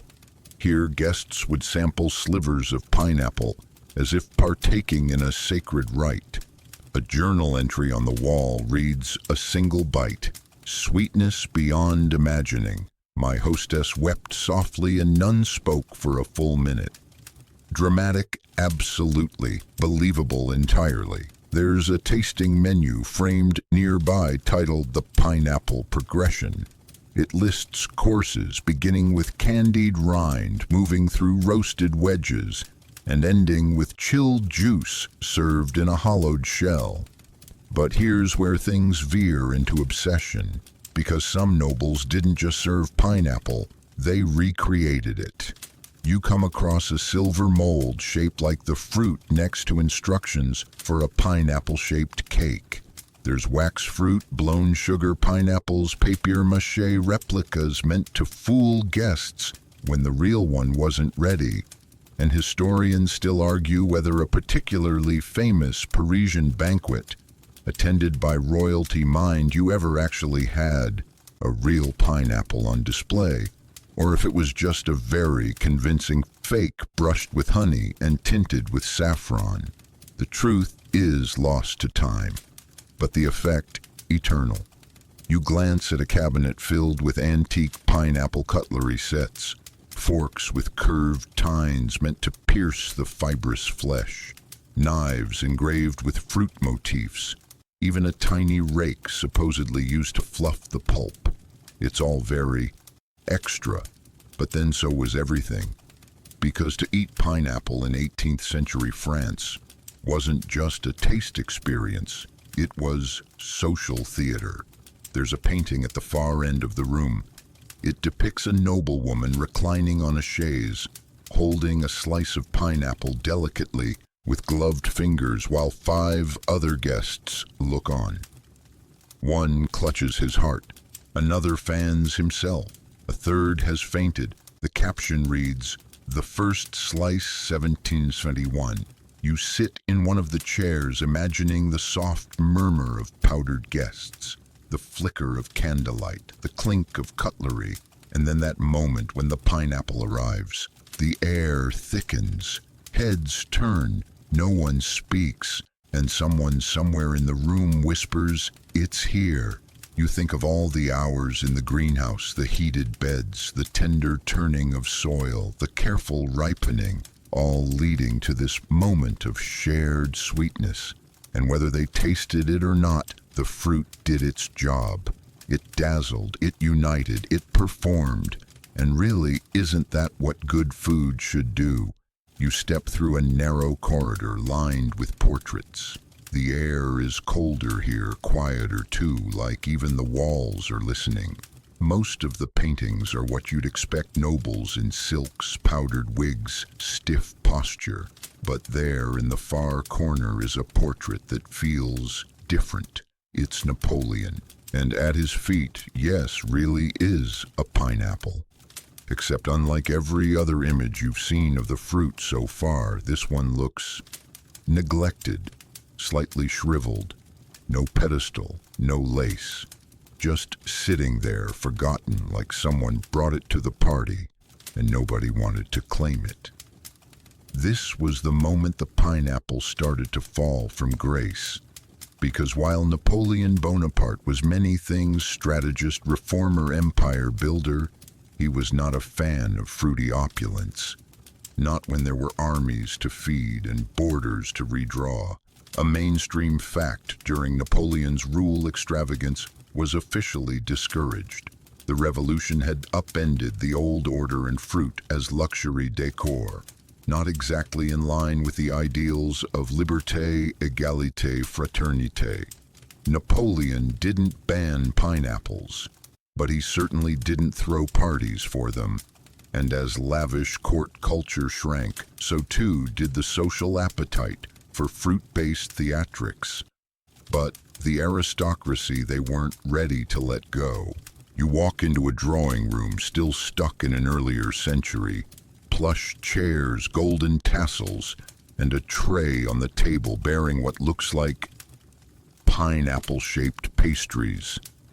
Even as politics shifted, the image of the pineapple persisted, morphing from an edible centerpiece into something more symbolic, a memory of sweetness, a ghost of grandeur. Fringe tidbit: after Napoleon's rise, some nobles began commissioning mourning pineapples, porcelain or stone replicas, dyed in grayscale. They placed them on mantels like funereal relics, mourning both the monarchy and the fruit's fall from fashion. One such example sits before you now, a small marble pineapple with a ribbon tied around its crown. The inscription reads, "À la douceur perdue," to lost sweetness. Historians still argue whether this trend was genuine grief or tongue-in-cheek rebellion. Knowing the French nobility, it was probably both. You pass into a study filled with correspondence letters between former courtiers, lamenting the end of the pineapple era. One noblewoman writes, "They call it wasteful. They do not understand. The fruit was not for eating, it was for believing." She includes a sketch of a pineapple in chains. Yes, chains. You sit beside a writing desk, the surface scattered with fragments of memory, dried pineapple leaves. An old invitation to a fruit viewing a pressed lace napkin once wrapped around a rind. The room feels like a shrine, not just to pineapples, but to an entire way of life. One where beauty and symbolism trumped practicality, where even a fruit could be divine if you looked at it just right. A painting above the desk shows a servant discreetly hiding a pineapple beneath a kitchen cloth. The title, Smuggling Sunshine. During Napoleon's time, some chefs continued to grow and serve pineapple dishes, but only in secret, behind closed doors, in whispered banquets. Because in a world turned upside down by revolution, there was something quietly rebellious about indulging in the old sweet luxuries. You wander back into the hallway where the portraits now seem less triumphant, more reflective. Their fruit-laden tables feel excessive, their lace absurd, and yet there's still a pull, because once you've tasted something rare, it never quite leaves you. Even Napoleon the Stoic couldn't fully erase the pineapple. One of his personal chefs reportedly prepared a pineapple glaze for lamb during a particularly tense military campaign. Napoleon allegedly hated it but finished the plate. You find yourself before a mirror, the frame carved with vines and leaves. At the top, a tiny pineapple motif, barely visible unless you're looking. That's how it stayed after the fall, not gone but quieter. No longer screamed from rooftops or paraded on carts. Just present, like an old perfume in the curtains. The fruit became a whisper, a sigh, a memory. But oh, what a memory it was. You're back outside now, wandering through a quiet village nestled into the folds of the French countryside. It's not a grand chateau or a palace garden, just a cluster of cottages with ivy-laced roofs and chickens that don't seem particularly impressed by your presence. But here, far from the corridors of power, something unexpected happened. The pineapple went rural. Yes, after its glittering career in high society, the fruit began to drift, settling into new spaces, not as a luxury, but as a symbol. A quaint, slightly humorous, occasionally misunderstood emblem of warmth, welcome, and aspiration. You walk past a stone bakery, its wooden sign creaking softly in the breeze. Carved into the sign is, yes, a pineapple. Not realistic, not even symmetrical, but definitely there, right above the words La Maison Douce, the sweet house. A mainstream fact in post-revolution France, especially throughout the 19th century, the pineapple slowly became associated with hospitality rather than high society. Its original meaning as a marker of wealth faded, but people remembered the gesture. Offering a pineapple became less about status and more about warmth. It was something you did to make a guest feel special. You peek into the shop and see a clay sculpture on the counter, roughly pineapple-shaped, filled with lavender sachets. There's a sense that no one here has ever eaten the fruit, and yet they've inherited its meaning. There's something tender about that. Fringe tidbit by the 1850s traveling salesman often carried painted wooden pineapples to identify themselves as safe callers. It became a kind of informal calling card in rural communities, I bring sweetness, not trouble. You stroll past homes with pineapple finials on their iron gates. You spot one above a doorway carved into wood and flanked by little painted birds. In this village and others like it, the pineapple had been reimagined no longer a spiky elitist, but a cozy cousin to the welcome mat. You hear the sound of hammering down a side alley and find a young woman painting a wooden pineapple to hang above her family's inn. You ask her about it, and she shrugs. It means you're not a stranger here. Simple, soft, true. You follow the cobbled path to the village chapel, where carved into the pulpit among roses and ivy sits a familiar shape, one pineapple flanked by olive branches. Historians still argue whether this shift in symbolism was intentional or accidental. Did rural artisans repurpose the fruit's image knowingly, or was it simply a lingering echo of a story once told in velvet halls? Either way, the meaning endured. You step into the inn warmed by the scent of bread and beeswax. There, above the hearth, hangs an embroidered sampler. May your heart be sweet and your home ever ripe. You sit beside the fire and glance around. Pineapple-themed decor, sometimes charming, sometimes a little wonky, is tucked into corners everywhere. On plates, on candle holders, even stitched into a cushion on the rocking chair. You realize something: the pineapple may have started as a symbol of wealth, then power, then decadence. But here it has become memory, passed down in objects and signs and quiet gestures, a fruit almost no one here has tasted, but still everyone claims. There's a story in that. A grandmother comes to stoke the fire. She sees you looking at the embroidery and smiles. My mother made that, she says, before the war. She said her grandmother saw a real one once, in a window in Paris. Said it smelled like sun. You ask her if she's ever eaten pineapple. Only from a can, she replies with a wink. Still sweet though, sweet's sweet. And that's the lesson, isn't it? The pineapple doesn't need velvet cushions or gold leaf. It just needs someone to remember that once it was loved. Once it made someone feel welcome. Once it reminded someone of warmth. You look out the window where the village glows in the late afternoon sun. No chandeliers, no powdered wigs, just soft light, simple lives, and a fruit that found a new home in the quiet hearts of those who needed a little sweetness.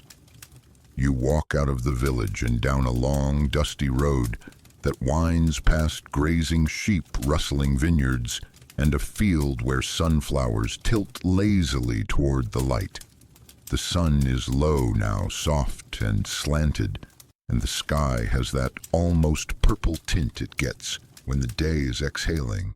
In the distance, you spot a small stone farmhouse with a red-tiled roof and smoke curling gently from the chimney. But it's not the house that catches your eye. It's the pineapple-shaped weather vane turning slowly in the breeze. Odd, yes, but also fitting, because now the pineapple is everywhere, not center stage anymore, not velvet draped and guarded by powdered footmen, but tucked quietly into corners of life, on napkin rings, quilt patterns, cornices, and old recipe cards. It has slipped from power to kitsch, to comfort, and maybe back again. You knock softly at the farmhouse and are welcomed by a smiling man who introduces himself as Bernard. He invites you in with the kind of casual warmth that makes you feel like you've always known him. His living room has wooden beams, a sleepy dog, and of course a pineapple-shaped cookie jar. Of course it does. Mainstream fact time. By the late 19th and early 20th centuries, the pineapple had become an international emblem of hospitality, especially in the Americas and Europe. Hotels, inns, and even entire architectural styles began incorporating pineapple motifs to convey welcome, prosperity, and good cheer. It became less about wealth and more about invitation. Bernard hands you a cup of tea and gestures to a small bookshelf, where in between gardening guides and a dusty accordion manual sits a local magazine from the 1950s. The cover, a smiling woman holding a freshly baked pineapple upside-down cake. "Very popular," he says, nodding proudly. "My grandmother used to make one every Sunday. She never actually tasted pineapple until she was 37. Said it reminded her of joy she hadn't earned yet." Fringe tidbit pineapple upside-down cake exploded in popularity in the early 20th century when canned pineapple became widely accessible. It was often marketed as a tropical luxury brought to your table.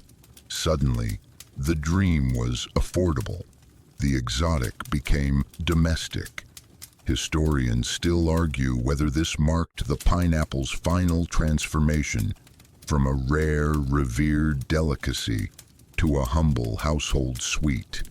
Some say it was a fall from grace, others a kind of redemption. Bernard shows you an old photo, his great-aunt in a floral apron, holding a steaming pie topped with pineapple rings and maraschino cherries. Behind her, painted on the kitchen wall, a faint pineapple stencil. It was a Sunday tradition, he says. Not just dessert, a ceremony. Meant the week was over. Meant you made it. You smile, sipping your tea. Because even now you can feel it, the ghost of that excitement, that indulgence, that small edible victory. It's not Versailles. It's not revolution. But it matters. You walk outside with Bernard and look up again at the weather vane. You know, he says, that's not even old. I just like the shape. Reminded me of my mom's baking tins. You both watch as it turns gently in the breeze. And somehow it all makes sense. Because the pineapple has always been a kind of weather vane, spinning with the winds of fashion class and taste, but always pointing to something deeper, a longing, a celebration, a little sweetness against the bitterness of days. You walk back down the path, the last light catching on dewdrops, the fields whispering goodnight. Somewhere a door closes. Somewhere else a pineapple ring slides into cake batter. And once again this improbable fruit born of heat and soil, once the trophy of kings, is quietly, gently home. You're standing in front of a museum now, not one of the grand marble-pillared types, with columns and echoing halls, but a cozy little building with ivy creeping up the brick and a hand-painted sign that simply reads, Musée de l'Ananas, the Pineapple Museum. You weren't expecting that. Inside, the air smells like wood polish and old paper. A bell tinkles above the door as you enter, and the docent behind the counter looks up, smiles, and hands you a tiny pineapple-shaped pin without saying a word. Apparently your family now. Welcome. The first room is a patchwork of objects, pineapple relics, spanning centuries, displayed in delicate glass cases, each with a lovingly handwritten placard. The labels mix fact with charm, as if curated by someone who believes history should feel like a bedtime story. The first case houses a ceramic plate from the 1700s, hand-painted with a pineapple, flanked by two improbably delighted peacocks. Beneath it, the placard reads, "Used once at a duchess's tea party, then hung on a wall forever." A mainstream fact sits nearby. Pineapples began appearing in decorative arts by the mid-18th century, especially on china fabrics and wallpapers. Owning pineapple motifs, especially imported ones, was cheaper than the fruit and served the same purpose, to suggest that you were in some abstract way worldly and refined. The second room is arranged like a drawing room from the 1800s, complete with velvet curtains, a settee and wallpaper, bursting with pineapples so golden they look slightly radioactive. The docent appears and tells you this pattern was once favored by a Parisian novelist who never traveled beyond Dijon. Fringe tidbit: there was an entire generation of European creatives who used the pineapple as a symbol of longing, writing poems and composing operettas about fruits they might never touch. One composer wrote a waltz titled La douceur inconnue, the unknown sweetness, entirely dedicated to a pineapple he'd only seen in a sketch. Historians still argue whether this cultural fixation reflected a deep yearning for the tropics or simply a clever form of escapism, a fruity metaphor for the unreachable. You pass through a corridor of mirrors, each etched with pineapple flourishes, leading into the final exhibit, the Hall of Echoes. Here, visitors have left their own pineapple memories written on cards and pinned to the wall. You read them slowly. My grandmother's pineapple jam always meant Christmas had come. We couldn't afford the real thing, but we made pineapple-shaped cookies every year. When I was 9, I saw one in a market and thought it looked like a castle made by bees. You leave your own still sweet, even now. You find a quiet bench in a small courtyard at the museum's back, surrounded by citrus trees and tiny, hopeful pineapples pushing their way out of large terracotta pots. The sun is warm. The bench is carved with one word: rest. You sit. You think about everything this fruit has been: a treasure, a spectacle, a dream, a joke, a memory, a comfort. And now a story. You run your fingers over the little pin in your pocket. The docent said it was a replica of the first pineapple ever grown in Brittany. Or maybe it was just something they had in the gift shop. Either way, you decide to keep it. Not because it's rare, but because it's kind. A reminder that sometimes, even in a world of wars and revolutions and powdered wigs, something as small as a fruit can matter, can mean something, can last, even after the taste is gone. You find yourself drifting now, not so much walking as being guided by a gentle wind, a memory of perfume, or maybe just your own curiosity. The streets have grown narrower, the buildings taller, and there's something a little dreamlike about the way the shadows stretch here like ink in warm water. You're in a city now, Paris, you guess, though no one has said the name aloud. And something curious is happening. Pineapples are back. Not as gilded trophies, not as scandalous luxuries, but as art. You round a corner and stop in front of a gallery, its window framed in vines and painted with gold letters, Galerie de l'Ananas Moderne. Inside, light pours down from skylights onto marble floors. Sculptures rise like frozen waves. Paintings hang in riotous color, and in nearly every piece, subtle or bold, strange or serene, there is a pineapple. Sometimes front and center, a fruit held aloft by a goddess glowing like a miniature sun. Other times hidden, nestled into a dreamscape, tucked behind a curtain, or abstracted into a mosaic of golden fragments. A mainstream fact in the 20th and 21st centuries, the pineapple became an enduring motif in modern design, used by architects, textile designers, and visual artists across movements. Art Deco, mid-century modern, postmodern kitsch. It transcended its origin, turned from fruit into form. One piece catches your eye, a sculpture made of recycled metal and sea glass. It looks nothing like a pineapple at first, just shards in motion.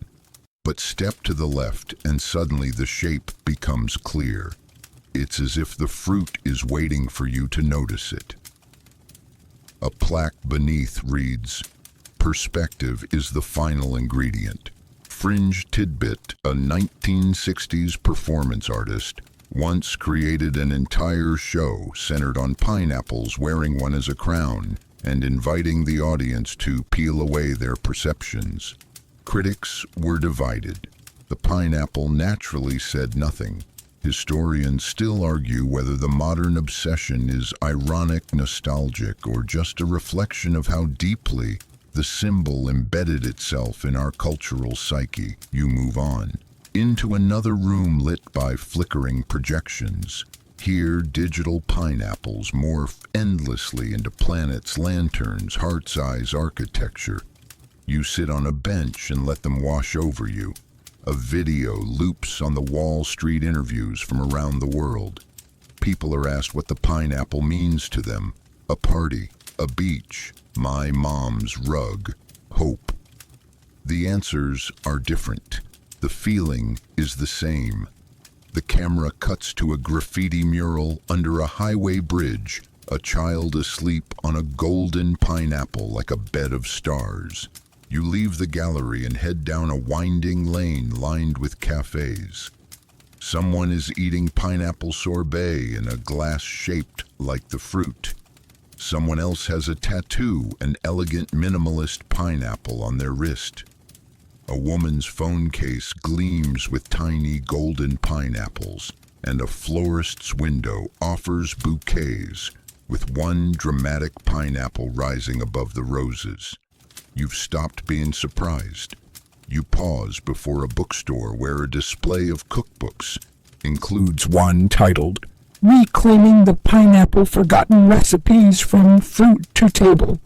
You flip through, there's the classic upside-down cake, of course, but also pineapple roasted with rosemary, pineapple glazed parsnips, and a frankly absurd-sounding dish called pineapple risotto with brie.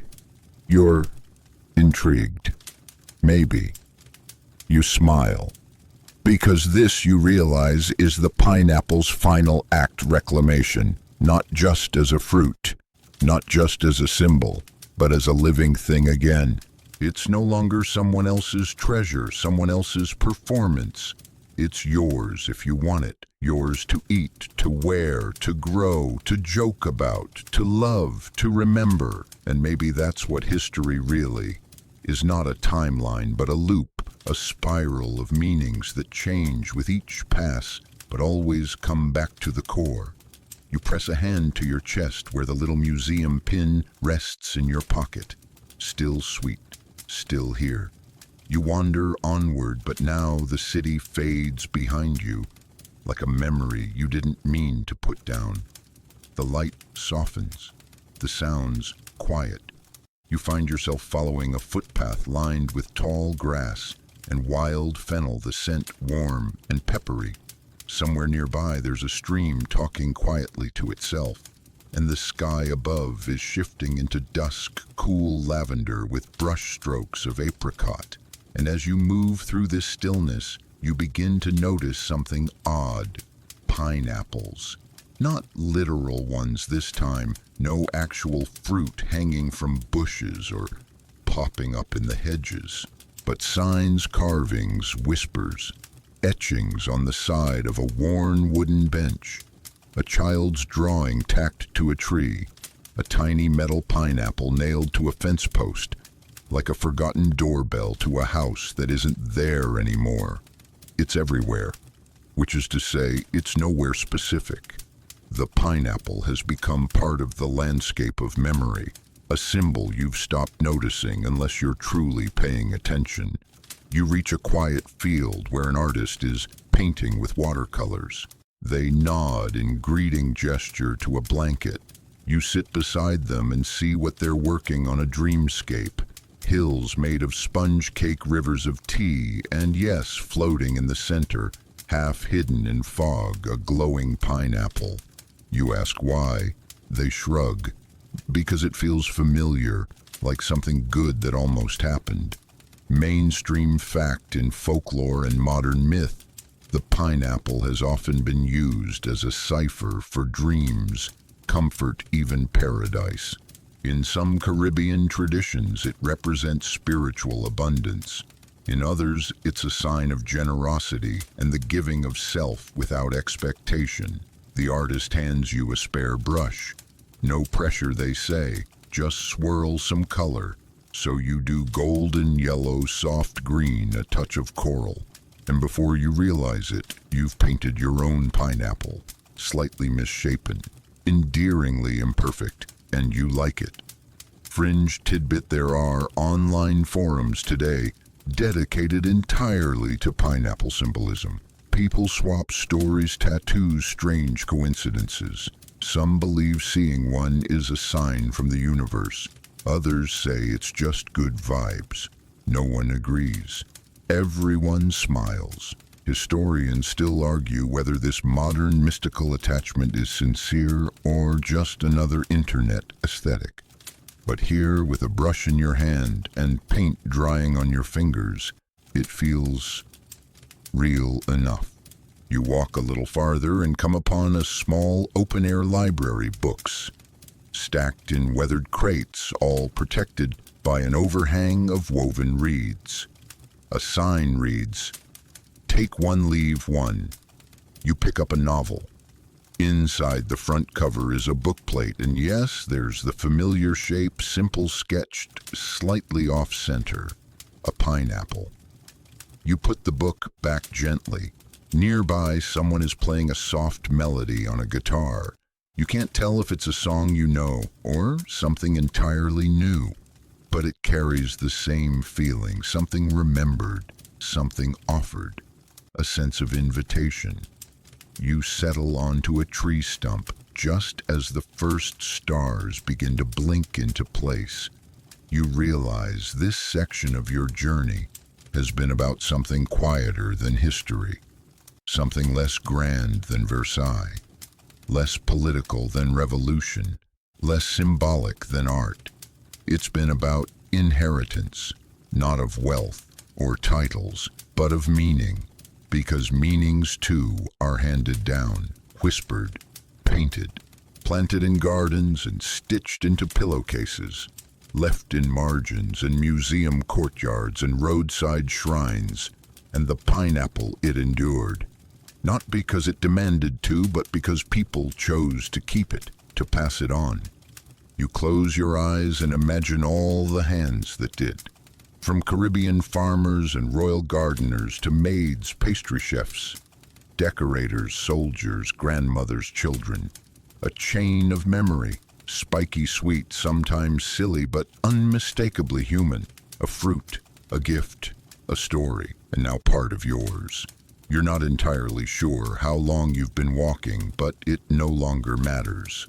The trail beneath your feet has turned soft, packed dirt and fallen petals, and the night is slowly gathering around you, like a velvet shawl. You pause at a clearing edged with tall cypress trees, their shapes stately and still like quiet sentinels. In the center of the clearing stands a small pavilion, stone columns ivy-draped and moon-kissed. Inside, candles flicker in iron sconces, and the scent is warm resin orange peel and something else you can't place at first. And then it hits you. Pineapple. Not sharp and sugary like juice, but rich, deep, infused with time. The scent of something that's been soaked in sun and story. You step inside. The walls are covered in carvings not of people or kings, but patterns. Pineapples woven into spirals, mandalas, stars. Not one looks alike, yet all are unmistakable. This is a place of symbols. Mainstream fact across France and much of Europe, especially by the late 19th century, pineapples had become a decorative element in architecture and design, used on gates, staircases, furniture, even tombstones. Always stylized, always symbolic, always saying, here there is comfort, here there is care.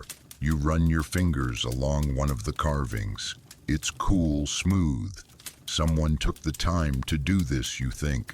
Someone chiseled sweetness into stone. And then you notice the ceiling, A great domed mural, faded by time, but still radiant. It's not just a painting, it's a cosmic chart. Pineapples, orbiting stars tucked into constellations carried by angels. A surreal celestial fruit salad. You tilt your head entranced. Fringe tidbit in some secret societies and fraternal orders. The pineapple was adopted as a symbol of enlightenment, its many pointed leaves representing rays of wisdom radiating outward. Most of this lore never made it into textbooks. Too odd, too whimsical, too fringe. Historians still argue whether this symbolic elevation was earnest or satirical. Did people truly see pineapples as cosmic metaphors, or was it just another layer in a very long, very weird joke? You sit on the low stone bench beneath the mural and listen.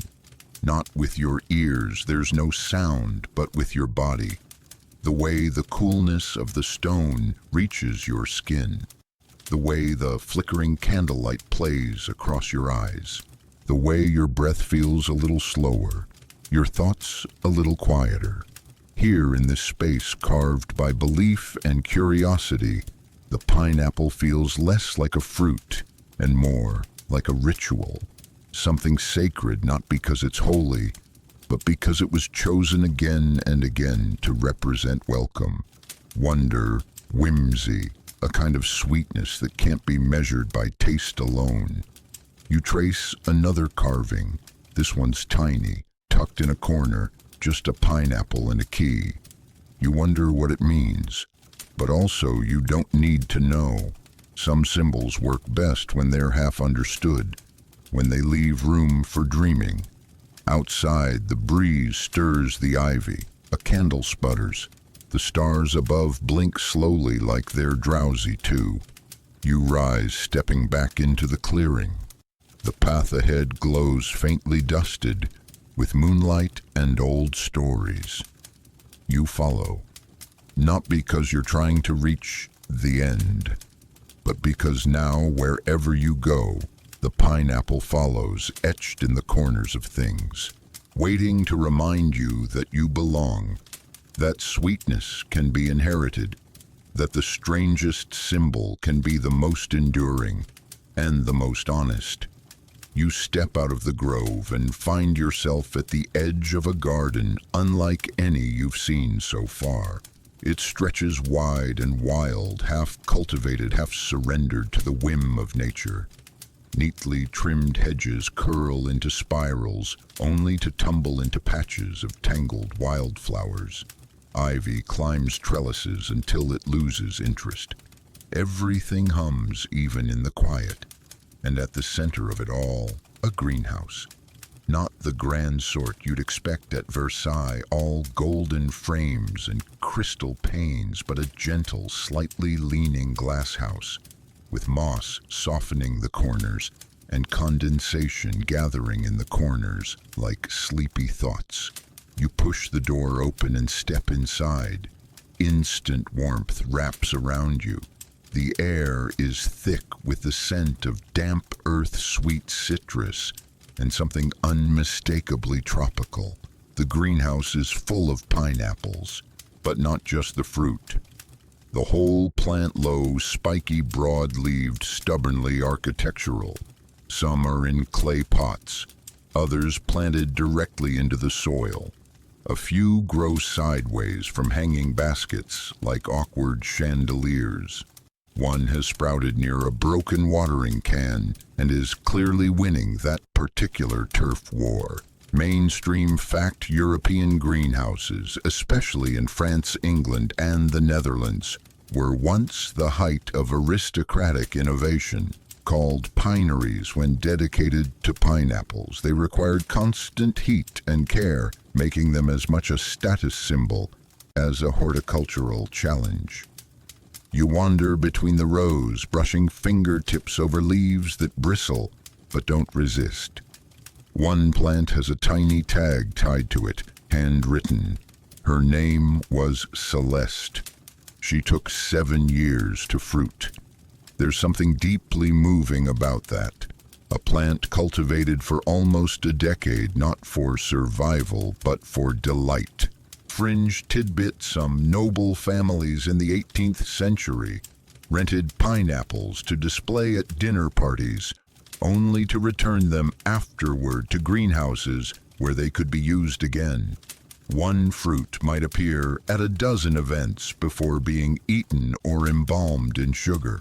Historians still argue whether the obsession with growing pineapples was about actual affection for the fruit or merely the performance of cultivation.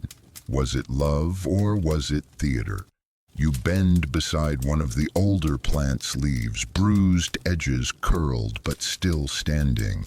A little tag dangles from its base bearing the words, "She was stubborn but sweet in the end." A gardener appears from the back wearing linen overalls and a crown of sweat-soaked curls. They wave. Looking for anything in particular, you shake your head. Good, they say. That's the best way to find something. They offer you a pair of gloves and point to a tray of young starts, just shoots barely hinting at what they'll become. You kneel beside them and gently begin pressing soil around the roots. This one, the gardener says, was grown from the top of a pineapple someone brought to a picnic. They thought it would die. It didn't. You glance at it. It looks no different than the others, but somehow that makes it better, because it means the odds don't matter, because it means survival can surprise you. You work quietly, planting a few more starts, the soil soft and cool between your fingers. Outside, the sun dips behind the trees, casting the greenhouse in warm shadow. And it's here, kneeling in this modest room of glass and breath and quiet resilience, that you understand something. The pineapple is not just a symbol of hospitality. It's a metaphor for effort, for patience, for growing something that takes years, offers sweetness, for just a moment and still feels worth it. You press your hands to your knees, rising slowly. A tiny sign on the door catches your eye as you leave. It reads, "Every fruit begins with care." You smile, stepping back into the night air, heart full of something that isn't quite history and isn't quite nostalgia, but lives somewhere in between. Something with a crown of leaves and a slow, sweet core. You walk now with no destination in mind, only a sensation guiding you. The kind of quiet knowing that hums under your ribs when you've gone deep enough into a story that it no longer feels like someone else's. The air has cooled. Night has deepened. And as you pass beneath a sagging archway of ivy-covered stone, something shifts. The scent. It's strong, sweet, but not fresh. A little too rich. A little too tired. You follow your nose and find yourself in a long, narrow room, lined wall to wall with crates, barrels, and straw-stuffed boxes. It's dim in here, lit only by a single hanging lantern that swings ever so slightly, casting long shadows across the floor.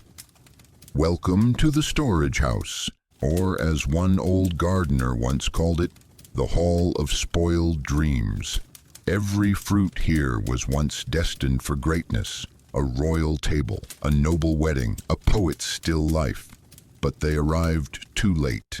Mainstream fact: many pineapples shipped from colonies to Europe in the 17th and 18th centuries spoiled during the long sea voyage. Without refrigeration, without airflow, without proper timing, it was a race against rot. And often, rot won. You crouch beside a wooden crate, the straw spilling out. Inside, a withered pineapple sits like a forgotten jewel. Browned and sunken, its crown collapsed like a wilted star. There's a tag nailed to the lid, ordered by the Marquis de Villiers, 1762, delivered 3 weeks late. Fringe tidbit nobles were known to stage elaborate apologies when their pineapples arrived spoiled. Some even held morning feasts where the fruit was placed in a black velvet tray and toasted with solemnity before being thrown away. Historians still argue whether these rituals were genuine expressions of disappointment or ironic mockery of their own excess. Was it grief theater or the fragile ego of a duke scorned by fermentation? You walk farther in, the air thickens. There's something intimate about this space. Not tragic, not disgusting, but human, because decay too is part of the story. You come across a shelf with a dozen glass jars, each containing preserved pineapple slices suspended in syrup. A label reads, "Rescued, repurposed, remembered." A journal rests beside them, open to a page written in loopy script. Even in rot, sweetness lingers. I tasted one that had turned, and though it burned my tongue, I swore it knew what it could have been. You sit with that for a moment. You've learned about pineapple gardens and royal banquets and fruit-inspired architecture. But here in the soft dark among the crates of spoiled bounty, you glimpse honesty. Not every dream lands.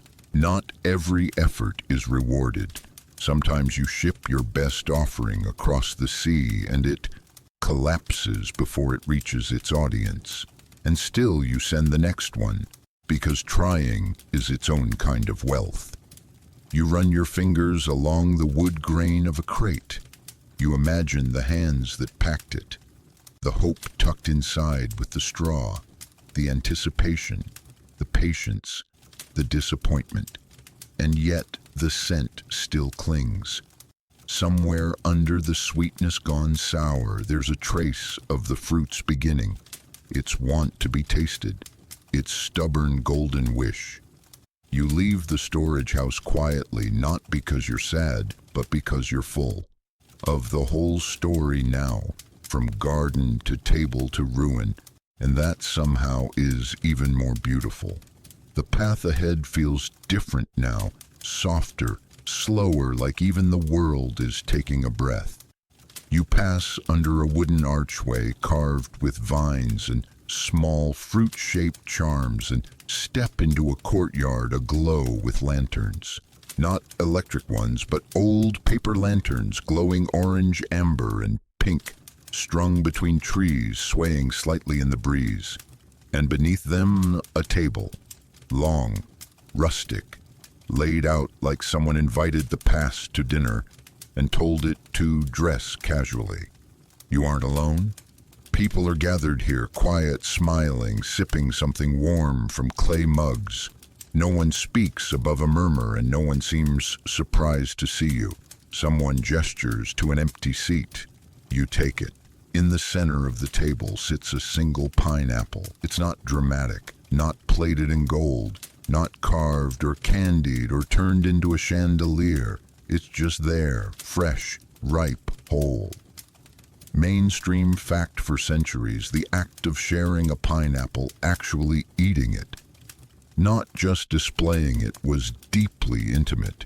It suggested closeness, trust, a willingness to break luxury into pieces and pass it around. You watch as someone begins slicing the fruit slowly, reverently.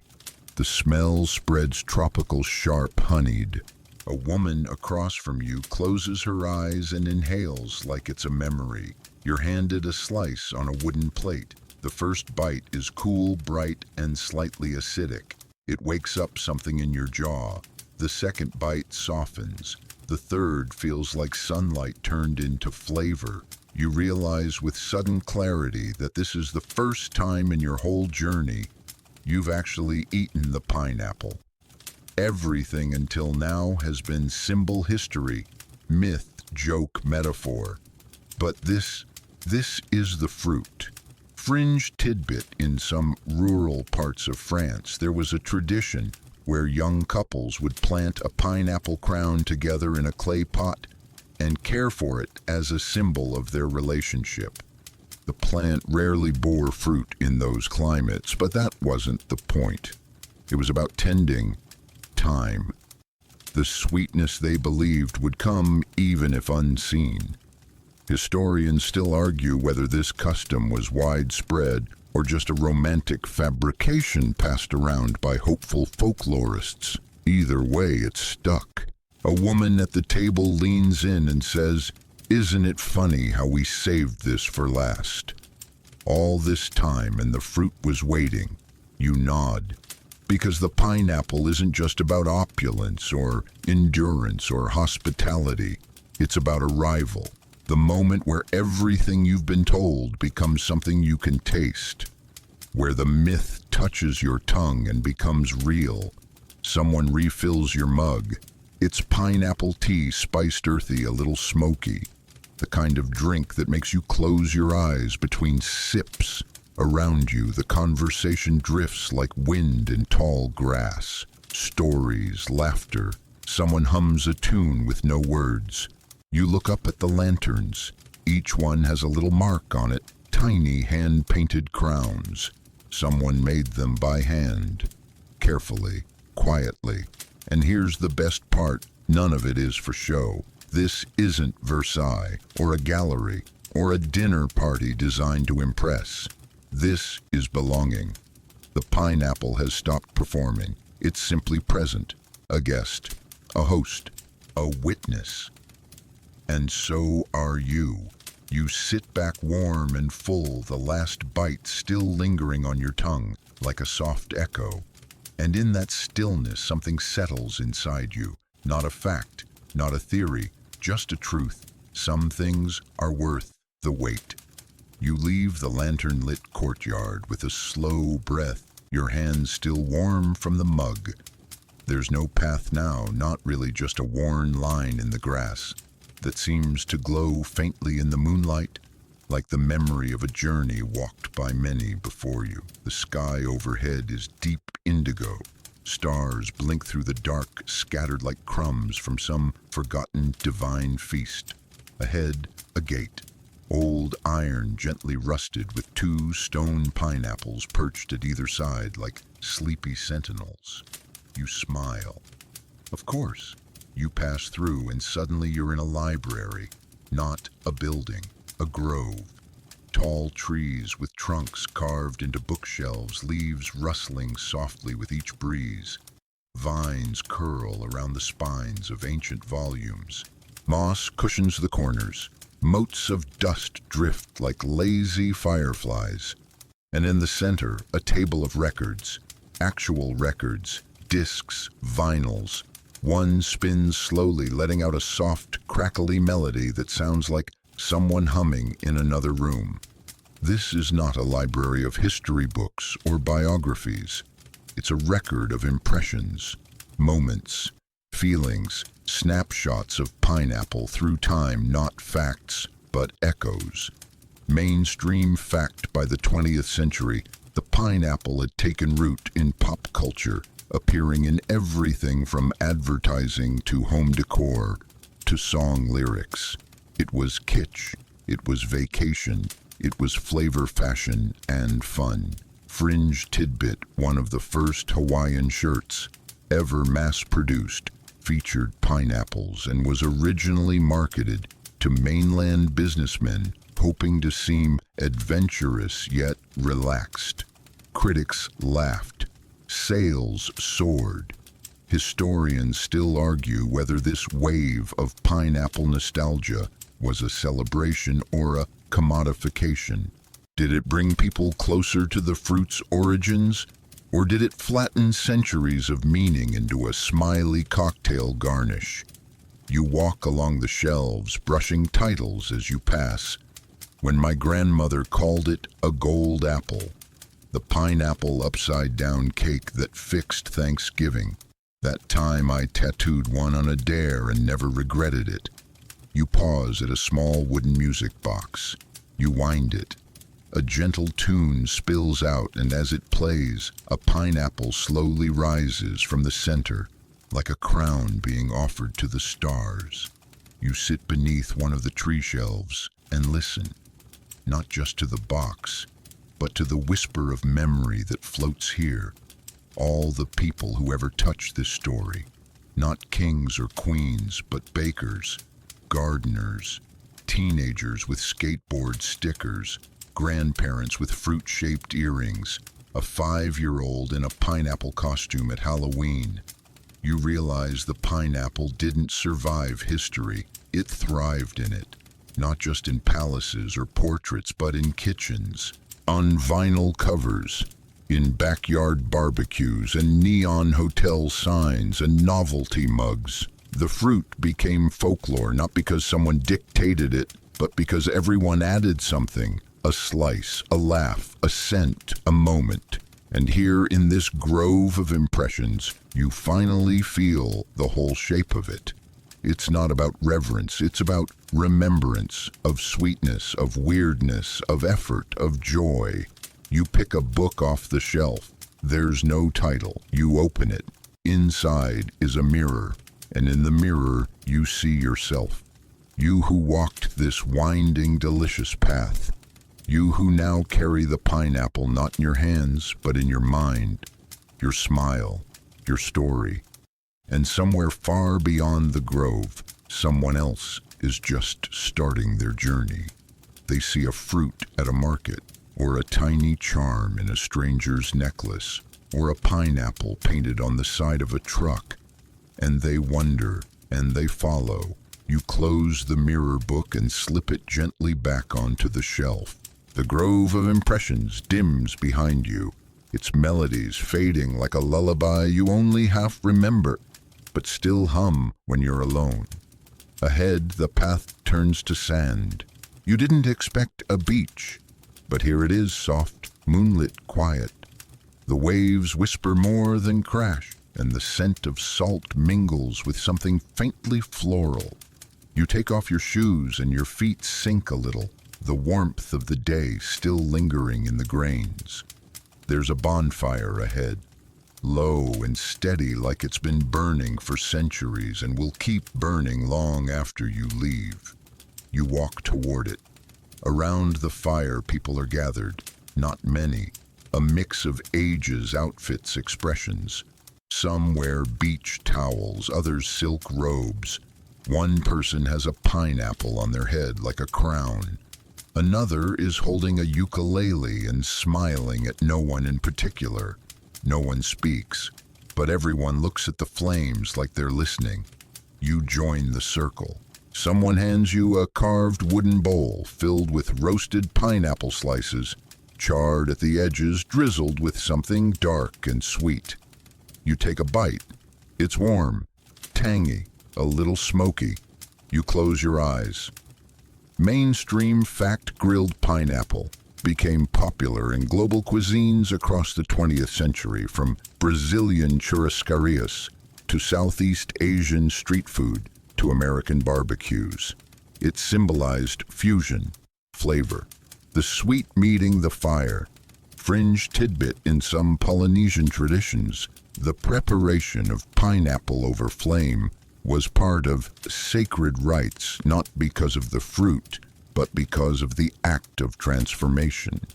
The idea that sweetness could be revealed through heat. Historians still argue whether these culinary adaptations preserved authenticity or diluted meaning. Did fusion honor roots or erase them? The debate simmers like the coals here at your feet. You finish your bowl and set it gently in the sand. The fire crackles. Sparks rise into the dark like thoughts released. Someone leans forward and says, "Tell me your pineapple story."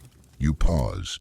At first you think I don't have one, but then you remember your grandmother's kitchen, the smell of pineapple upside-down cake.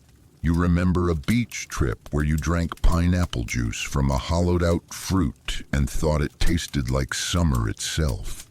You remember laughing with someone you loved years ago now, when they mispronounced ananas with such confidence that you couldn't correct them. You remember a song, a scent, a sticker on your childhood notebook. You tell them all. The person nods. That's enough. Around the fire, others begin to share too. Not speeches, just fragments. A joke, a recipe. a sketch in the sand. Each memory lands gently like another log on the fire. It grows brighter, warmer. You realize that somehow this is the point. Not the grandeur, not the golden halls, but the sharing. The pineapple didn't become legendary because of kings or conquests. It did because people kept passing it forward, biting into it, talking about it, laughing at it, remembering it.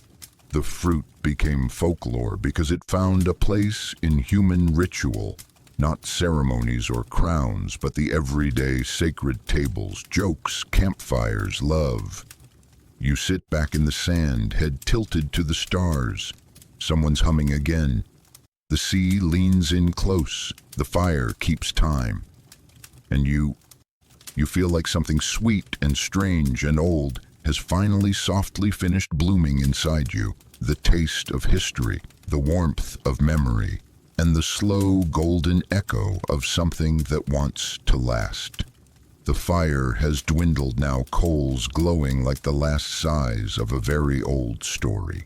You stand brushing sand from your hands.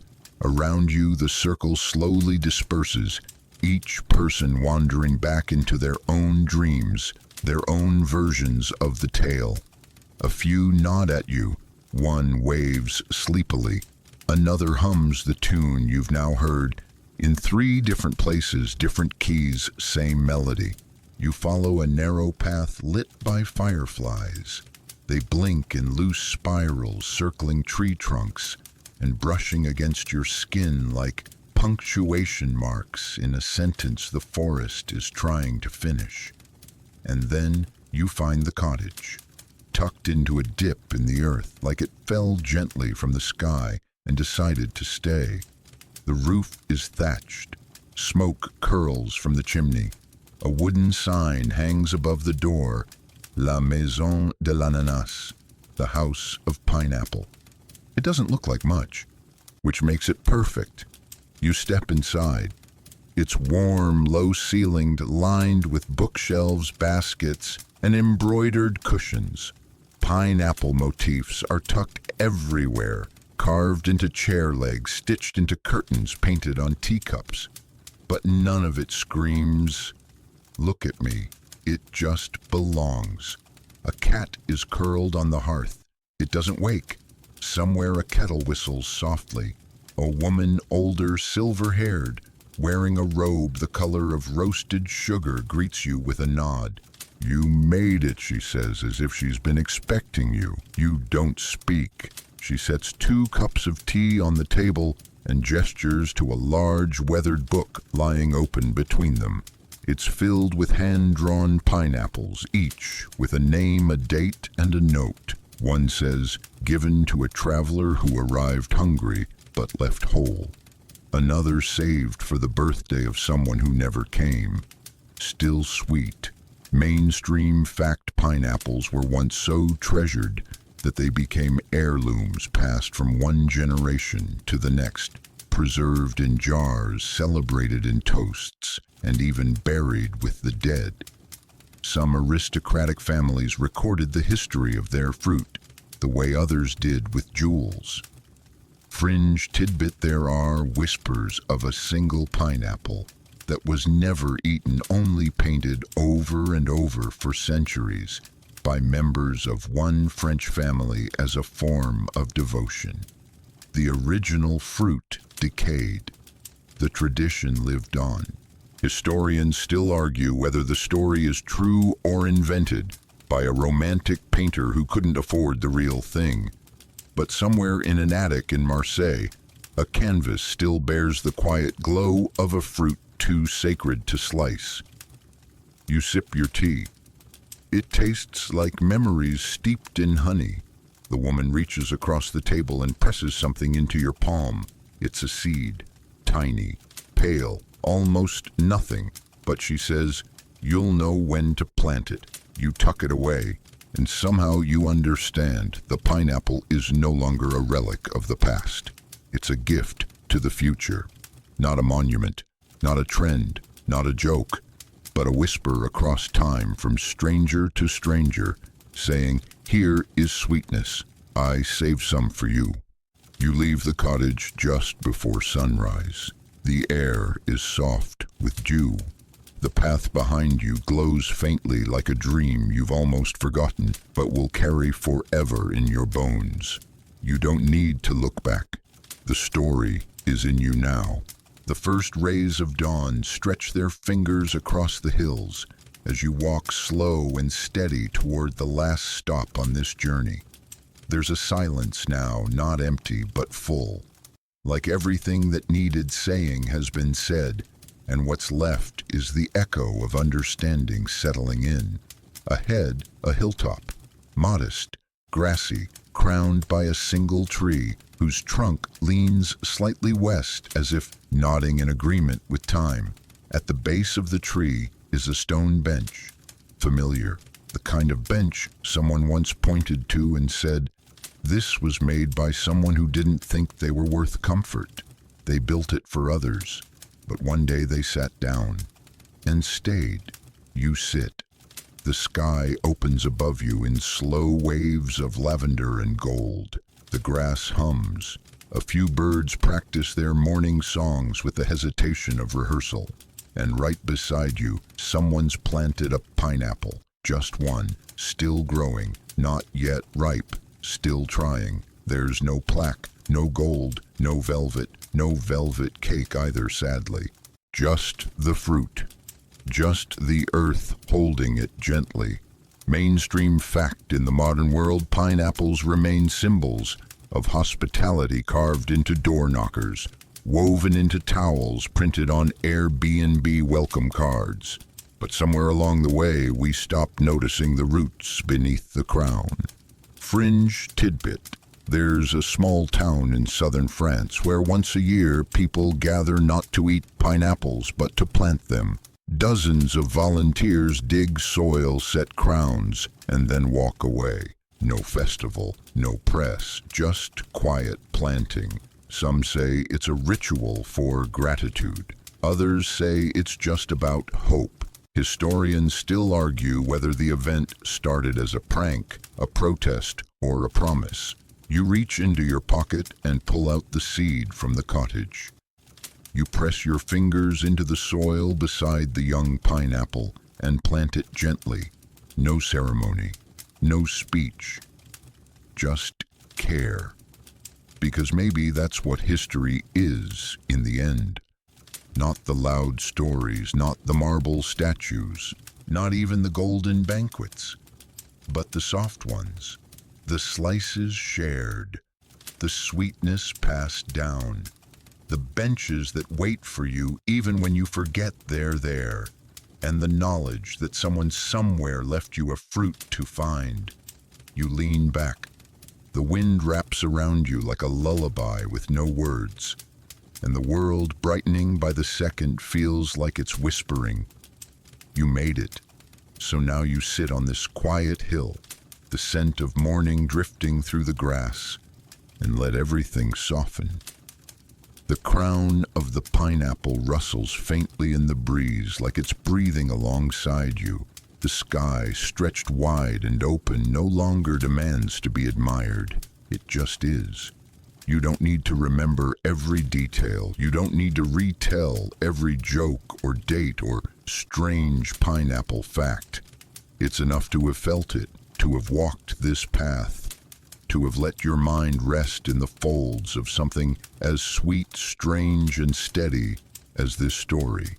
Let your thoughts fade like smoke curling from a snuffed-out candle. Let your breath deepen slow and easy, like the sea at low tide. Let your body settle heavy and held into whatever comfort you've chosen tonight. Because you've journeyed far, not across kingdoms or empires, but through a story, through time, through a history that wasn't really about pineapples after all. It was about tenderness, about delight that doesn't need a reason, about small sweetnesses that bloom despite absurdity, and about the soft gold-lined truth that you, yes, you deserve to rest. So close your eyes. Let the last taste of this journey melt like fruit on your tongue. and drift, because the crown is no longer a symbol of power or price or pride.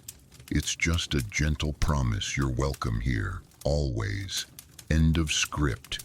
Sweet dreams.